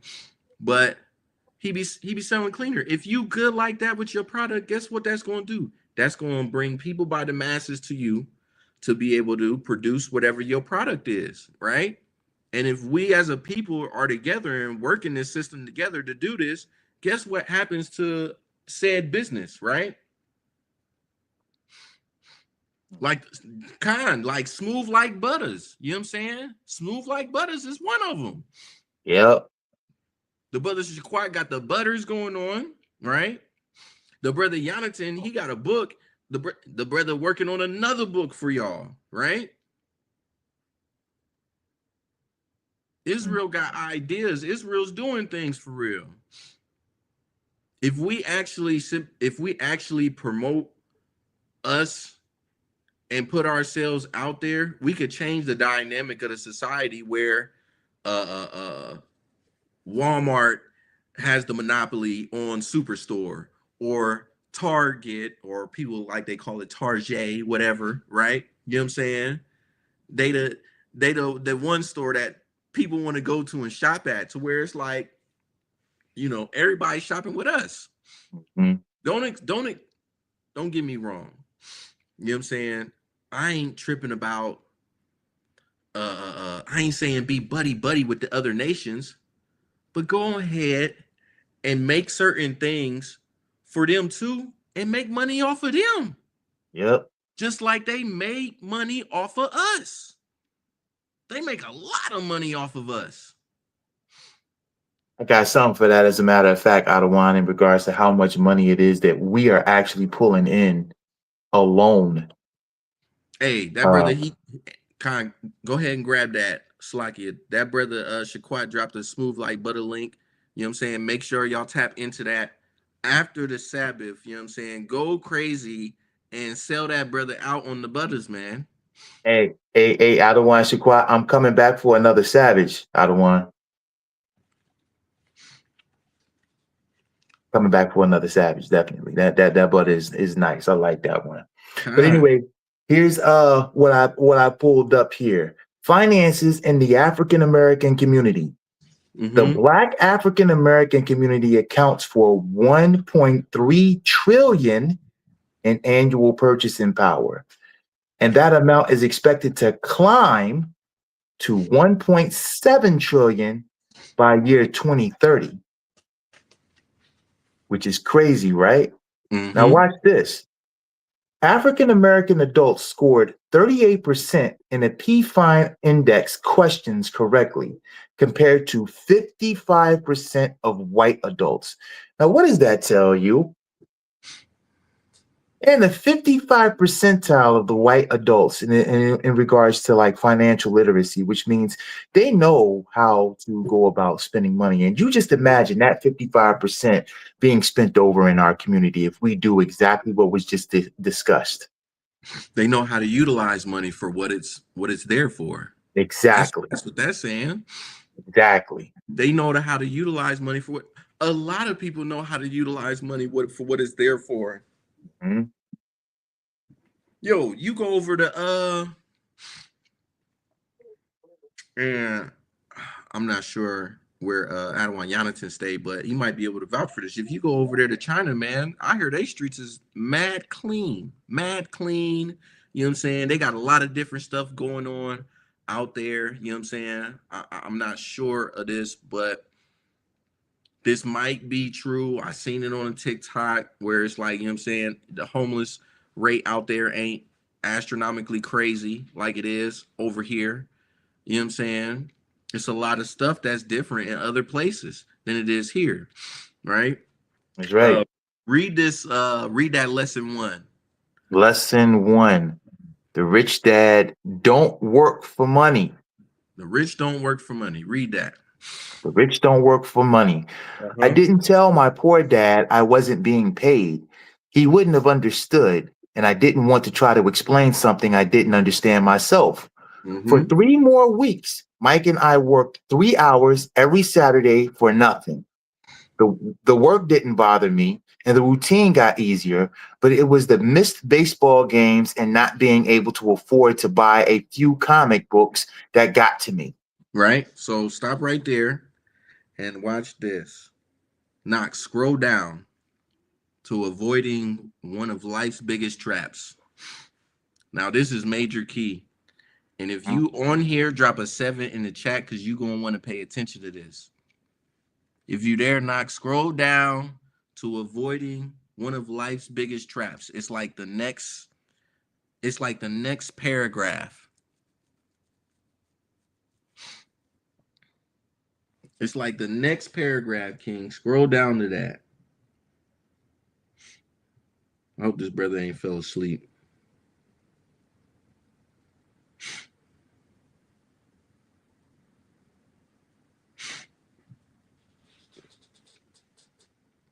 Knock, you still there?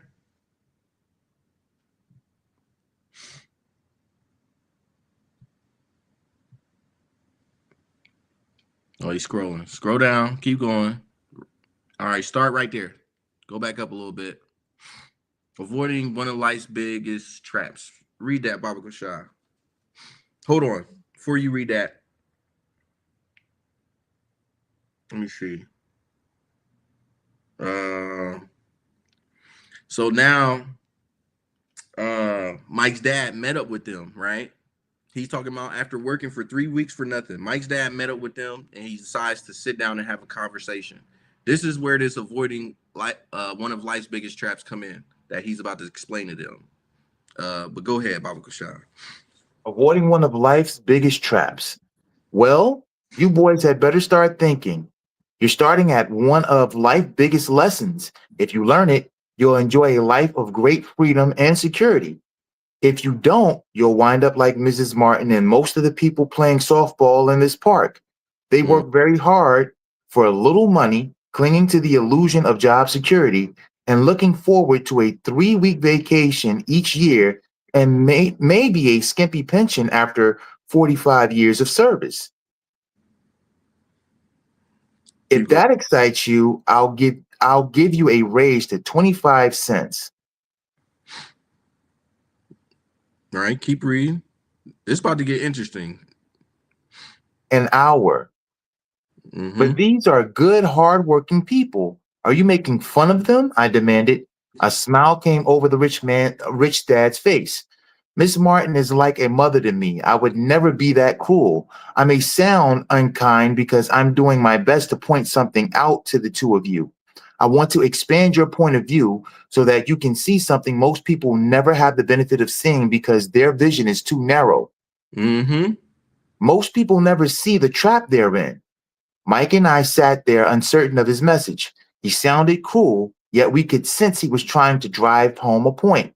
Right. With a smile, Rich Dad said, "Doesn't that 25 cents an hour sound good? Doesn't it make your heart beat a little faster?" I shook my head no, but it really did. 25 cents an hour would be big bucks to me. Right. So we deal with this, right?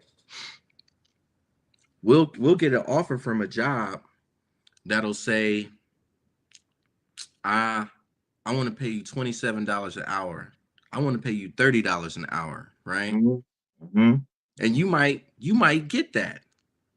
But of course, with that comes the expectations of, you know what I'm saying, certain responsibilities you're gonna have too. Right. Yep. And the interesting part about those responsibilities, first it'll be a list that's probably about this big. The next thing you know, the list starts growing. And it starts growing. And it just keeps on growing and keeps on growing. Now, does the money keep growing after that? Nope. And if it does, it's barely. Right. They doing the they hitting you with the okey doke. Where like you're getting oh you're gonna get a 50-cent raise. You know what I'm saying? And Kawar laughing because he know that's true. They straight up will hit you. Oh yeah, we gonna hit you with the 50-cent raise. You getting 25, you getting 30, 50 now. I see it all the time. Somebody will turn around, one of them the older people who've been there for a while and be like, "Oh, you getting big bucks now, ain't you? Big bucks now, ain't you, young buck?" Right? But at the same time, you know what I'm saying? You might be putting in 10-hour days, 7 days a week, 12-hour days, 4 days a week, 5 days a week, right? You dealing with stuff, and when you get older in age, you start dealing with stuff where it's like you work so many hours, and if you work consistently without taking a break or anything, you're getting your muscles is locking up. And you're approaching burnout at that point. Yep. Now you can't even I was getting 20. God, Tank Gun said he was getting a 25-cent raise That's at the crazy. casino. You see what I'm saying? Seeing that 50-cent raise, that ain't gonna be often. 25-cent, 50-cent, that ain't gonna be often. Mm. You know what I'm saying? They might be like, oh, in a year or in a couple years. You know what I'm saying? You thought it was sweet. Hey man, my boss hit me with the okie doke. My old boss. He said, I'm gonna give you a salary. I said, all right, that's cool. I was like, what was you thinking? He said, I was thinking about $1,100 a week with bonuses. Now watch this. Oh my 8 God. years ago, when I was talking to my boss, we sat down at the table and he was like, let me know what you want or what you need, and I'll figure it out. I said, I need at least $5,000 a month. He said, $5,000 a month? Sheesh, where does that come from? I was like, it's really not that crazy for real, for real. When you do the math, 5,000 a month or whatever like that is about 60 grand a year. You know what I'm saying? That's not even like is that even considered like middle class? For Nope. real? Middle class nowadays is you got to be making 6 figures a year. You see what I'm saying? I think even back then, 8 years ago, that wasn't middle class neither. Oh. You know what I'm saying? Oh. Like let's keep it real. So that's what I was asking for 8 years ago. We talking about now, and I'm like, you still like keeping me here, right? You're keeping me right here, right where you want me to be. And when I wasn't in agreement with it, I was negotiating the offer to get more. And he said, wow. And his comment to me was, wow, what makes you think you deserve that much? And I'm like, wow, that's amazing. I couldn't believe he said that to me. That's like an insult, honestly, Adawan. It very much was. And it's like, this is where I said, where I was bringing out as far as the problem, a major problem is ourselves as a people. Instead of him saying, like, he could have said something totally different, like, that's interesting. I'm gonna definitely have to, you know what I'm saying, go back. He didn't even think about what he was saying before he said it. He just blurted it out. And it was like, it was hurtful for real, for real. You know what I'm saying? Like, come on, man. A steak dinner is worth more than your pay. But facts. Facts. You know what I'm saying? That's why I had to that's why I had to move. You know what I'm saying? I had to move because the opportunity came where it was like, I'm gonna get paid more and I ain't gotta break my back to do it. You know what I'm saying? This is what the Mike's dad is teaching them for real, at a young age. This is what we don't know, right? I'm 37 years old. It would have been great to know this a long time ago. You know what I'm saying? But at the same time, I'm not going to say that I'm not going to utilize this information and concepts now, because I can. And then let me have kids and everything like that. They going to learn this early. Right? This is why this information, like we could utilize this as a community, you know what I'm saying? For each other. Where'd you stop at, Kawal? Let me see. I stopped at Oh, okay. As far as the heart beating faster and everything like that. Yeah, shook my head no, but it really did. Yeah, I was at the end of that. Kind. Can you scroll down a little bit more, Nak Baba Kashai?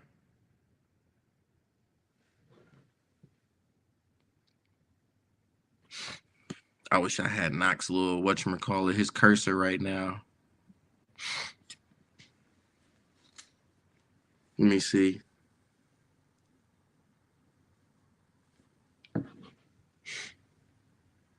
don't know what he doing.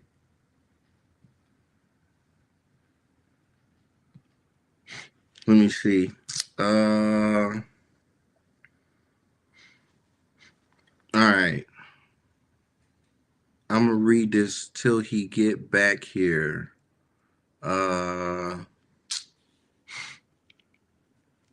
So it reads, it says, I shook my head no, but it really did. 25 cents an hour would be big bucks to me, right? And let me skip down some.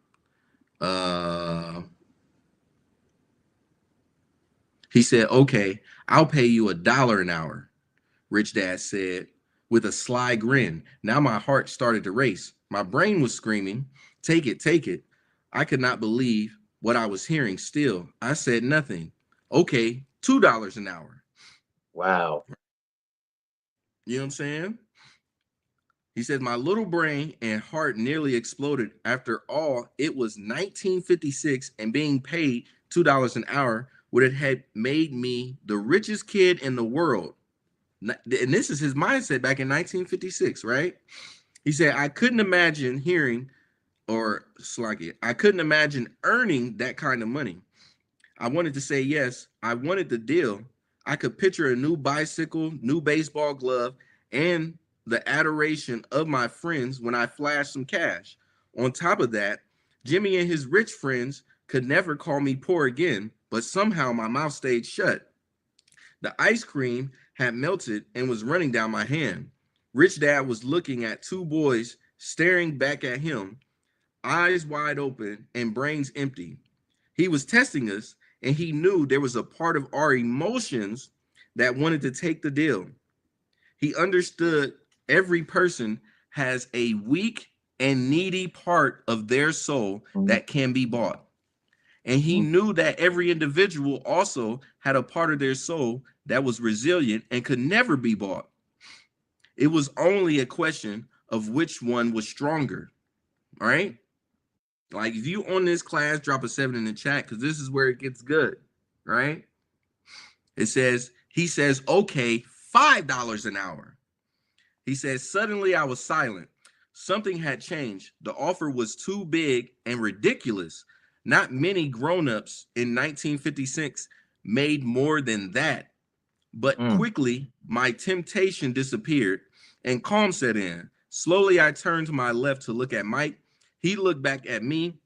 The part of my soul that was weak and needy was silenced. The part of me that had no price took over. I knew Mike had gotten to that point too. Good, Rich Dad said softly. Most people have a price, and they have a price because of human emotions named fear and greed. Now, this is very important. Y'all want to pay attention to this. He says, first, the fear of being without money motivates us to work hard. And then once we get that paycheck, greed or desire starts us thinking about all the wonderful things money can buy. The pattern is then set. This is how they utilize the system for us. And they put it in a big red bow and they say, here you go. And now where you can Google search the Black African-American spending power, and we're up there in the trillions. To be exact, Adawan, and I just read it. It says 1.3 trillion in annual purchasing power. Right. So every year, 1.3 trillion, and it is expected to climb to 1.7 trillion by 2030. Right. Kind of like Tay said, burning money. Just burn it right through it, right? So he says, what pattern, I asked? He said, the pattern of get up, go to work, pay bills, get up, go to work, pay bills. People's lives are forever controlled by two emotions, fear and greed. Offer them more money, and they continue the cycle by increasing their spending. This is what I call the rat race, right? Hey, man, if y'all paying attention to this, go ahead and drop a 7 in the chat. I know some people might be sleeping. They're going to wake up and rewind this back. right? Man, He said, this this is too what he calls, good. right? This is what he calls the rat race, because this is true. Like, I have conversations with brothers about this where it's like, I was just saying this a few weeks ago. I was like, man, right now I'm going to work. You know what I'm saying? I go to work. I work these long hours, long days. Shaquat, he knows what's up, because Shaquat probably got like 7 jobs for real. Straight up by himself. I go to work. You know what I'm saying? I wake up, go to work, come back home, eat something, say hello to my kids, kiss them goodnight, or whatever like that, go to bed, and I do it all over again, right? Kind the water, sis, right? He says, so he goes on to say, there is another way. Or Mike asks, he said, there is another way, Mike asks? He said, yes, said Rich Dad slowly, but only few people find it. And what is that way, Mike asks? That's what I hope you boys will learn as you work and study with me. That is why I took away all forms of pay. Any hints? Mike asks. We're kind of tired of working hard, especially for nothing. Well, the first step is telling the truth, said Rich Dad. We haven't been lying, I said. He said, I did not say you were lying. I said to tell the truth, Rich Dad retorted.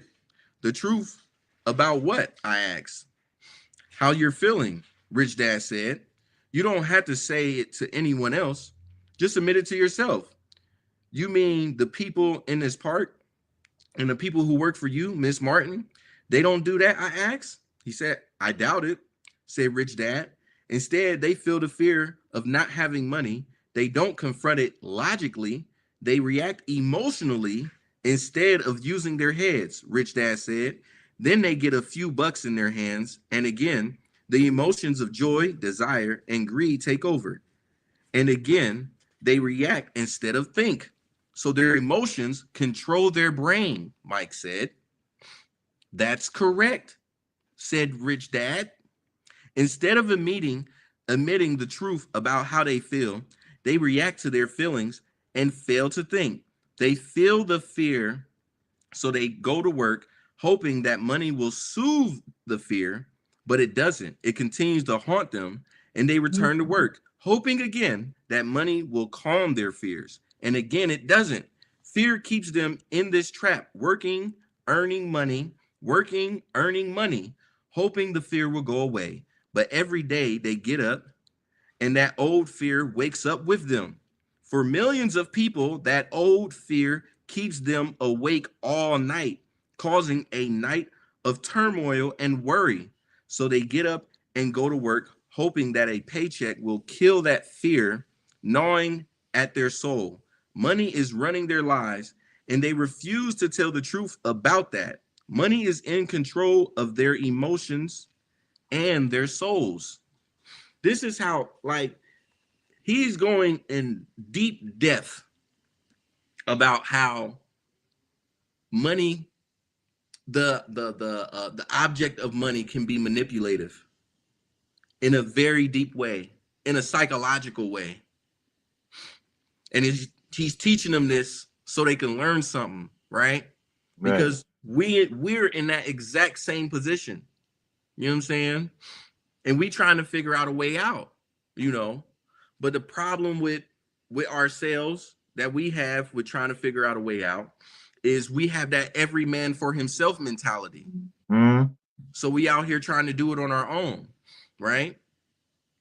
Real quick, grab Zephaniah 2:1, Baba Kashan. We got to get out of the mentality of every man for himself. You know what I'm saying? And I'm bringing out this scripture for a reason, because there's a point of this for real, right? The book of Zephaniah, chapter 2 and verse 1.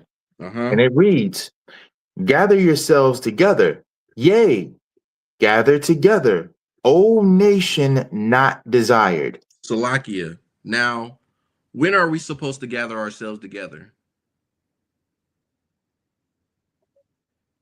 Salakia Kawal, read that again, because it tells you when we're supposed to gather ourselves together. That's right, Khan. The book of Zephaniah, chapter 2, starting at verse 1. Gather yourselves together, yea, gather together, O nation not desired. Before the decree bring forth, before the day pass as the chaff, right?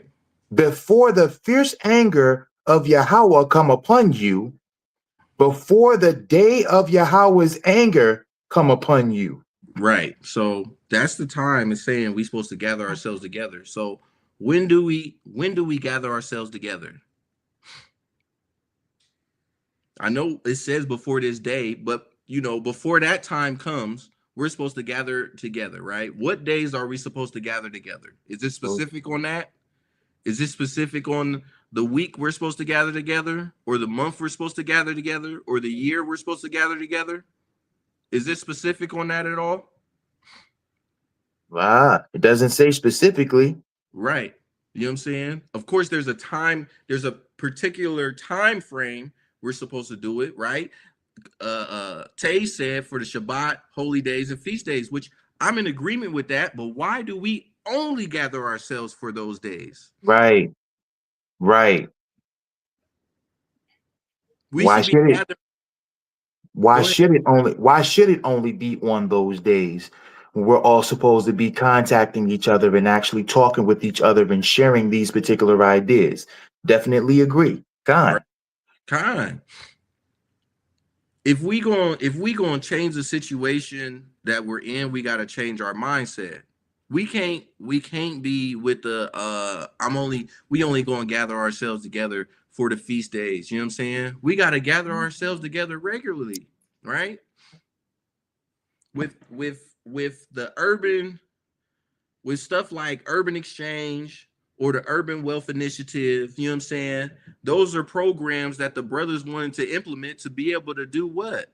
Help us as a people, help us as community with the information that I'm trying to bring out and present to y'all is to do what? So we can gather ourselves together on classes like this, you know what I'm saying? And discuss and have good talks, do some great brainstorming with coming up with amazingly great ideas, because the Most High, he gave us these great minds of ours and these great bodies of ours to be able to utilize to the best extent that we can, right?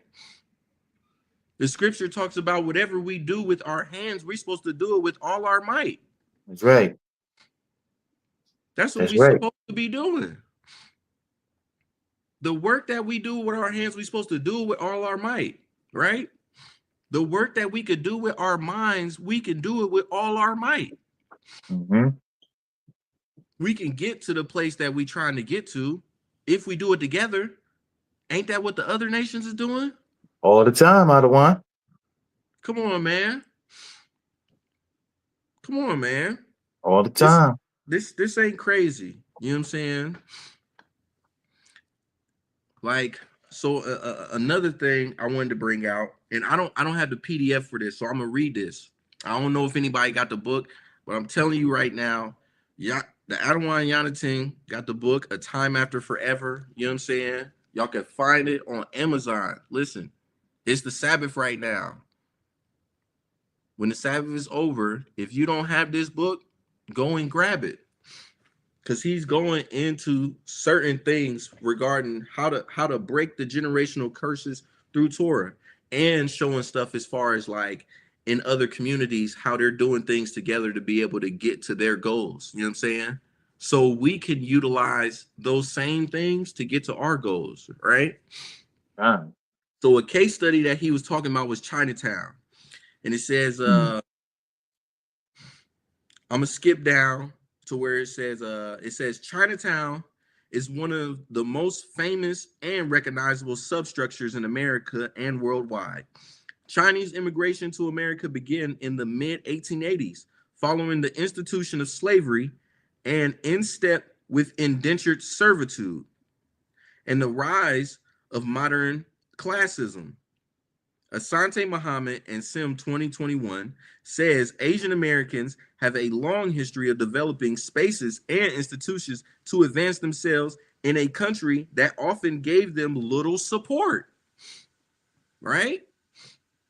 Wow. We in a country that gives us little support. The system ain't built for us here for real, right?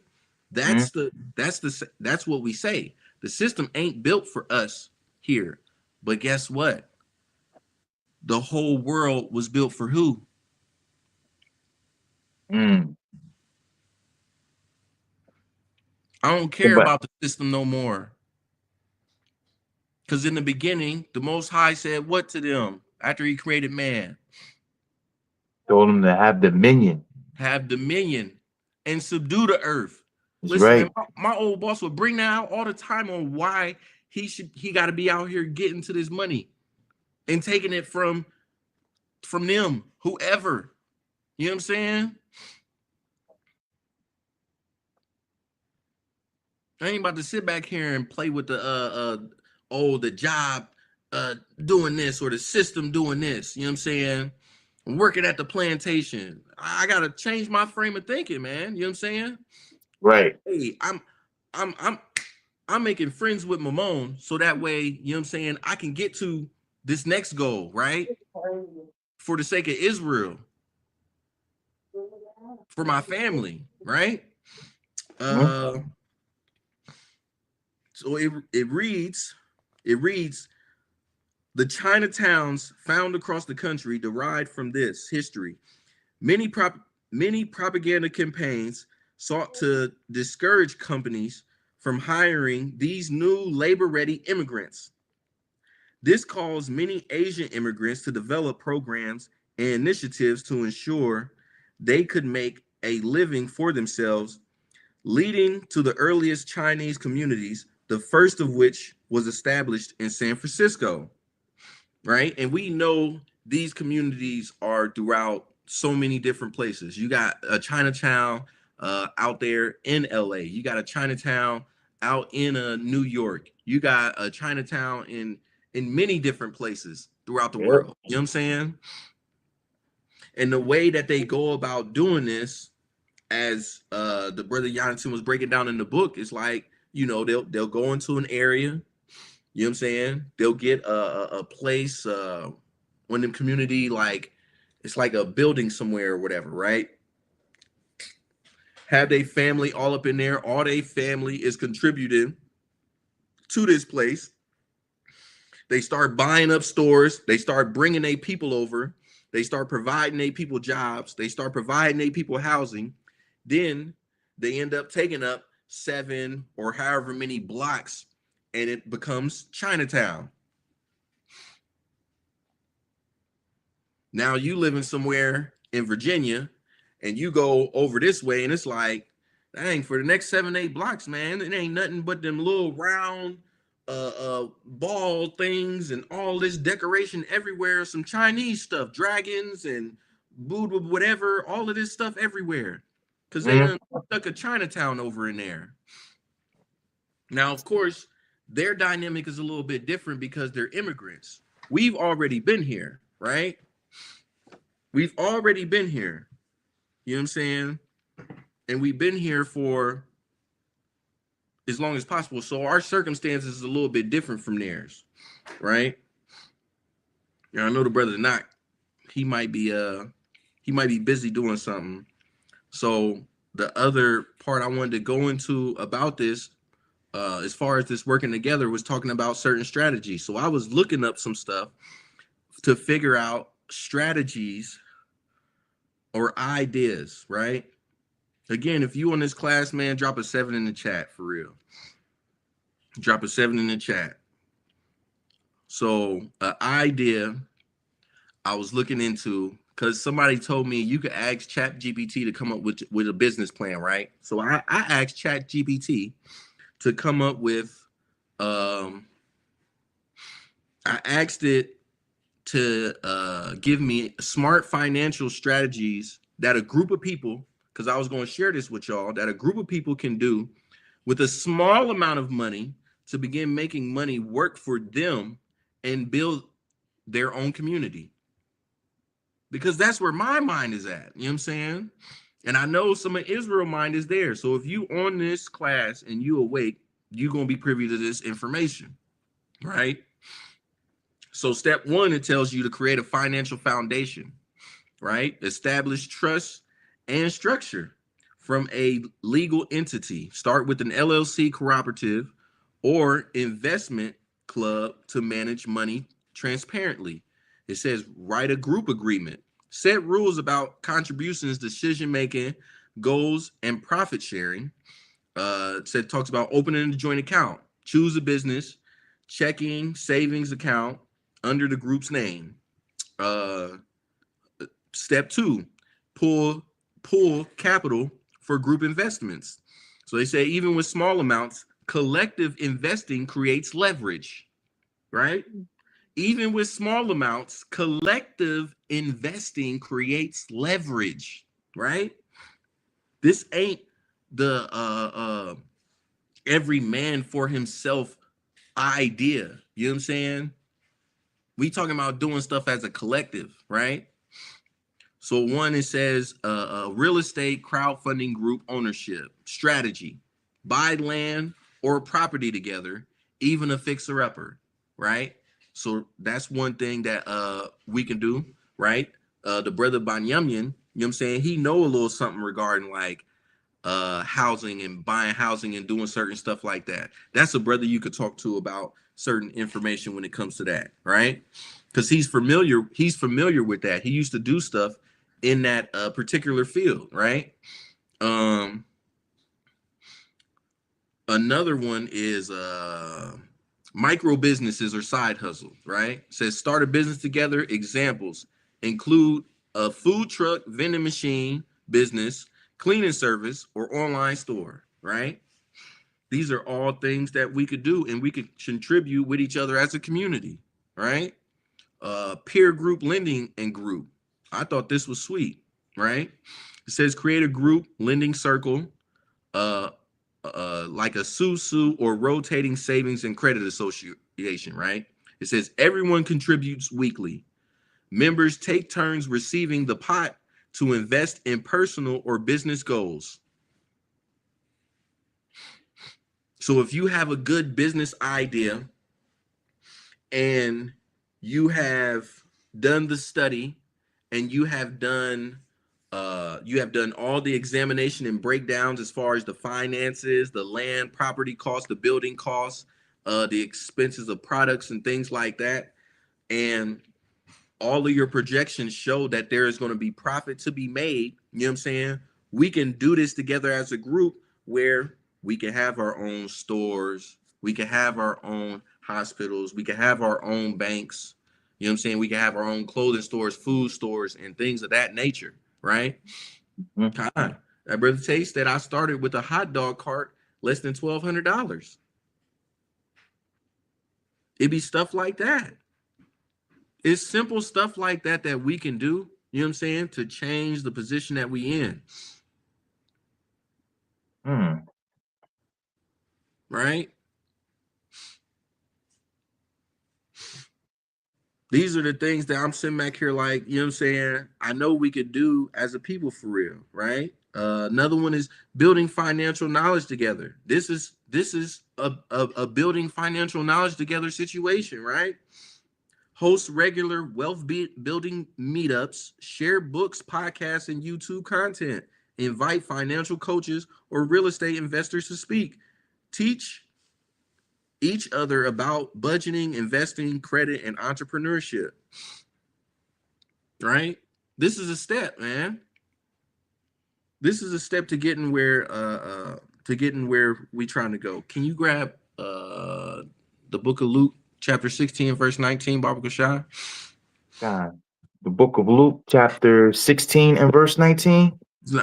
16 and 9, Slakia. 16 and 9, God. Real quick, I got a precept for what you was just talking about. Okay, bring that out. The book of Ecclesiastes, chapter 7 and verse 8, and it reads, "Better is the end of a thing than the beginning thereof. And the patient in spirit is better than the proud in spirit. And I'm bringing this precept out just to explain this. Start somewhere. Just start. Start doing something. It doesn't matter how small it is, because the end of it is going to be greater. If you're consistent, if you're patient, and the most important thing that Israel, I believe we really got to nip this in the bud, is being humble. Got to be humble and patient. And all those things that you will want to have, it's going to come, man. So just do that, man. Please do that. This is the book of Luke, chapter 16 and verse 9, and it reads, "And I say unto you, make to yourselves friends of the mammon of unrighteousness, right? That when ye fail, they may receive you into everlasting habitations." Right. So this is something Yahushua was saying, man. Make friends with the mammon of righteousness, of unrighteousness, right? Shalakia. Make friends with the mammon of unrighteousness. You know what I'm saying? It ain't say fall in love, or, you know what I'm saying, love and lust over the money because they got it. You know what I'm saying? It said, hey, make friends with them. You know what I'm saying? Yo, gain whatever knowledge that they know. Find out about the benefits that you could do with having a life insurance policy and certain type of life insurance policies, right? Kind of like Tay said, learn the game, learn a system, to know how to work it, so we can get ourselves out of the rat race. Big con. You know what I'm saying? It's like, is there do you got anything else, any precepts you wanted to bring out? Yeah, I got a few, man. I want to speak to Israel real quick, man. Israel, we done gone through a lot of information here, man. And one of the things that I see that we do, just as a people in our own homes and everything, the information is good, but then we tend to get a bit lazy with it. You know what I'm saying? And this is what the Most High has to say about that. The book of Proverbs, chapter 24 and verse 33. "Yet a little sleep, a little slumber, a little folding of the hands to sleep, so shall thy poverty come as one that travaileth, and thy want as an armed man." Don't sleep on this information and let it pass you by. The information that we're bringing out to you is for your benefit and for you to get ahead of the game. Know, just like the sister was saying, know what's going on, know how to play the game, know what to do. You have the information now. Work against what is working against you and come out on top. This is the book of Sirach, chapter 22 and verse 1. "A slothful man is compared to a filthy stone, and everyone will hiss him out to his disgrace." Verse 2, "A slothful man is compared to the filth of a dunghill. Every man that taketh it up will shake his hand." You do not want to be like that, man. That is just saying that you just don't, you absolutely don't care. Right. So I'm warning you, Israel, take this information and utilize it. Utilize it to the best of your ability and refer back to the class. If it was something that you had missed, come back to the class and listen to the information again. The information from Rich Dad, Poor Dad that was just covered with you and everything. Go back to that. Refer back to that, right? Get into that mentality. And my last precept is the book of Luke, chapter 14 and verse 28. "For which of you, intending to build a tower, sitteth not down first and counteth the cost, whether he has sufficient to finish it?" The reason I'm bringing this precept out is because you have to sit down and be able to plan. Get your point of attack and know how to go about doing it. This Bible has everything that we need in it in order for us to get ahead of the game, y'all. Let's take this information and utilize it the way that we know to utilize it and bring forth the kingdom. Let's show at least a slither of the kingdom here on this planet so that when it does come full, we already know how to run it. We're supposed to be bringing his will into the earth, right? Right. Then let's bring his will into the earth. That's right. Huh? Kind. I'm with you, King. Not you. Kind, man. Hey, that was my lesson, man. Or my little school teaching, you know what I'm saying, for financial literacy. I hope y'all was edified. If y'all interested in wanting to do like more lessons like this, you know what I'm saying, you could drop a 7, or you can even drop a comment, you know what I'm saying. You could send an email out to anointedhouseofsaints@gmail.com and asking as far as like, you know what I'm saying, when we gonna do more financial literacy classes so we can get to these so we could get to changing our lives around for real, you know. And I'll do more classes, but I'll definitely, you know what I'm saying, I'm definitely going to do classes and breaking down some scripture. So if y'all prefer that, you know what I'm saying, I won't do any more of these classes, you know what I'm saying. But if so, you know, I would like to do more of these classes and have conversations with y'all so we can build ourselves to be breaking one of these major generational curses, you know what I'm saying, building up our families into different positions, and you know what I'm saying, putting us into a place where we have financial freedom, you know what I'm saying. But that is all I got. If you can you bring out Daniel 7:18, Baba Kashai? Of course, Adawan. It's the book of Daniel.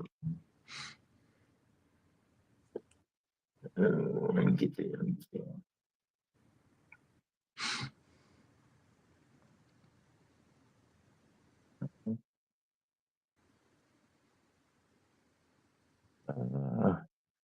They just sticking together here. I don't like that. I don't like that. Stop sticking together. It's the chicken. It's the book of Daniel, chapter 7. Come on. Stop sticking together. All praises. It's the book of Daniel, chapter 7 and verse 18, and it reads, "But the saints of the Most High shall take the kingdom and possess the kingdom forever, even forever and ever." By Shema Mashiach Yahushua. By Shema Mashiach Yahushua. Ashar Shabbat, Israel. Y'all have a great Shabbat. And make sure y'all tune in tomorrow for the Sabbath class, man. Y'all know Sabbath Morning Brew is going on tomorrow. Let me see. Because I don't want to tell y'all the wrong thing. Sabbath Morning Brew. The title of the class tomorrow is "Why You Always Lying." Boy, that video. Why you always lying? Right. So y'all definitely want to tune in tomorrow for Sabbath Morning Brew, man. Again, it's going to be at 11 a.m. in the morning. So be there or be square. You know what I'm saying? Don't be square. Be on the class, right? That's right. All right, Israel. Shalom. Shalom, shalom. This is not a test.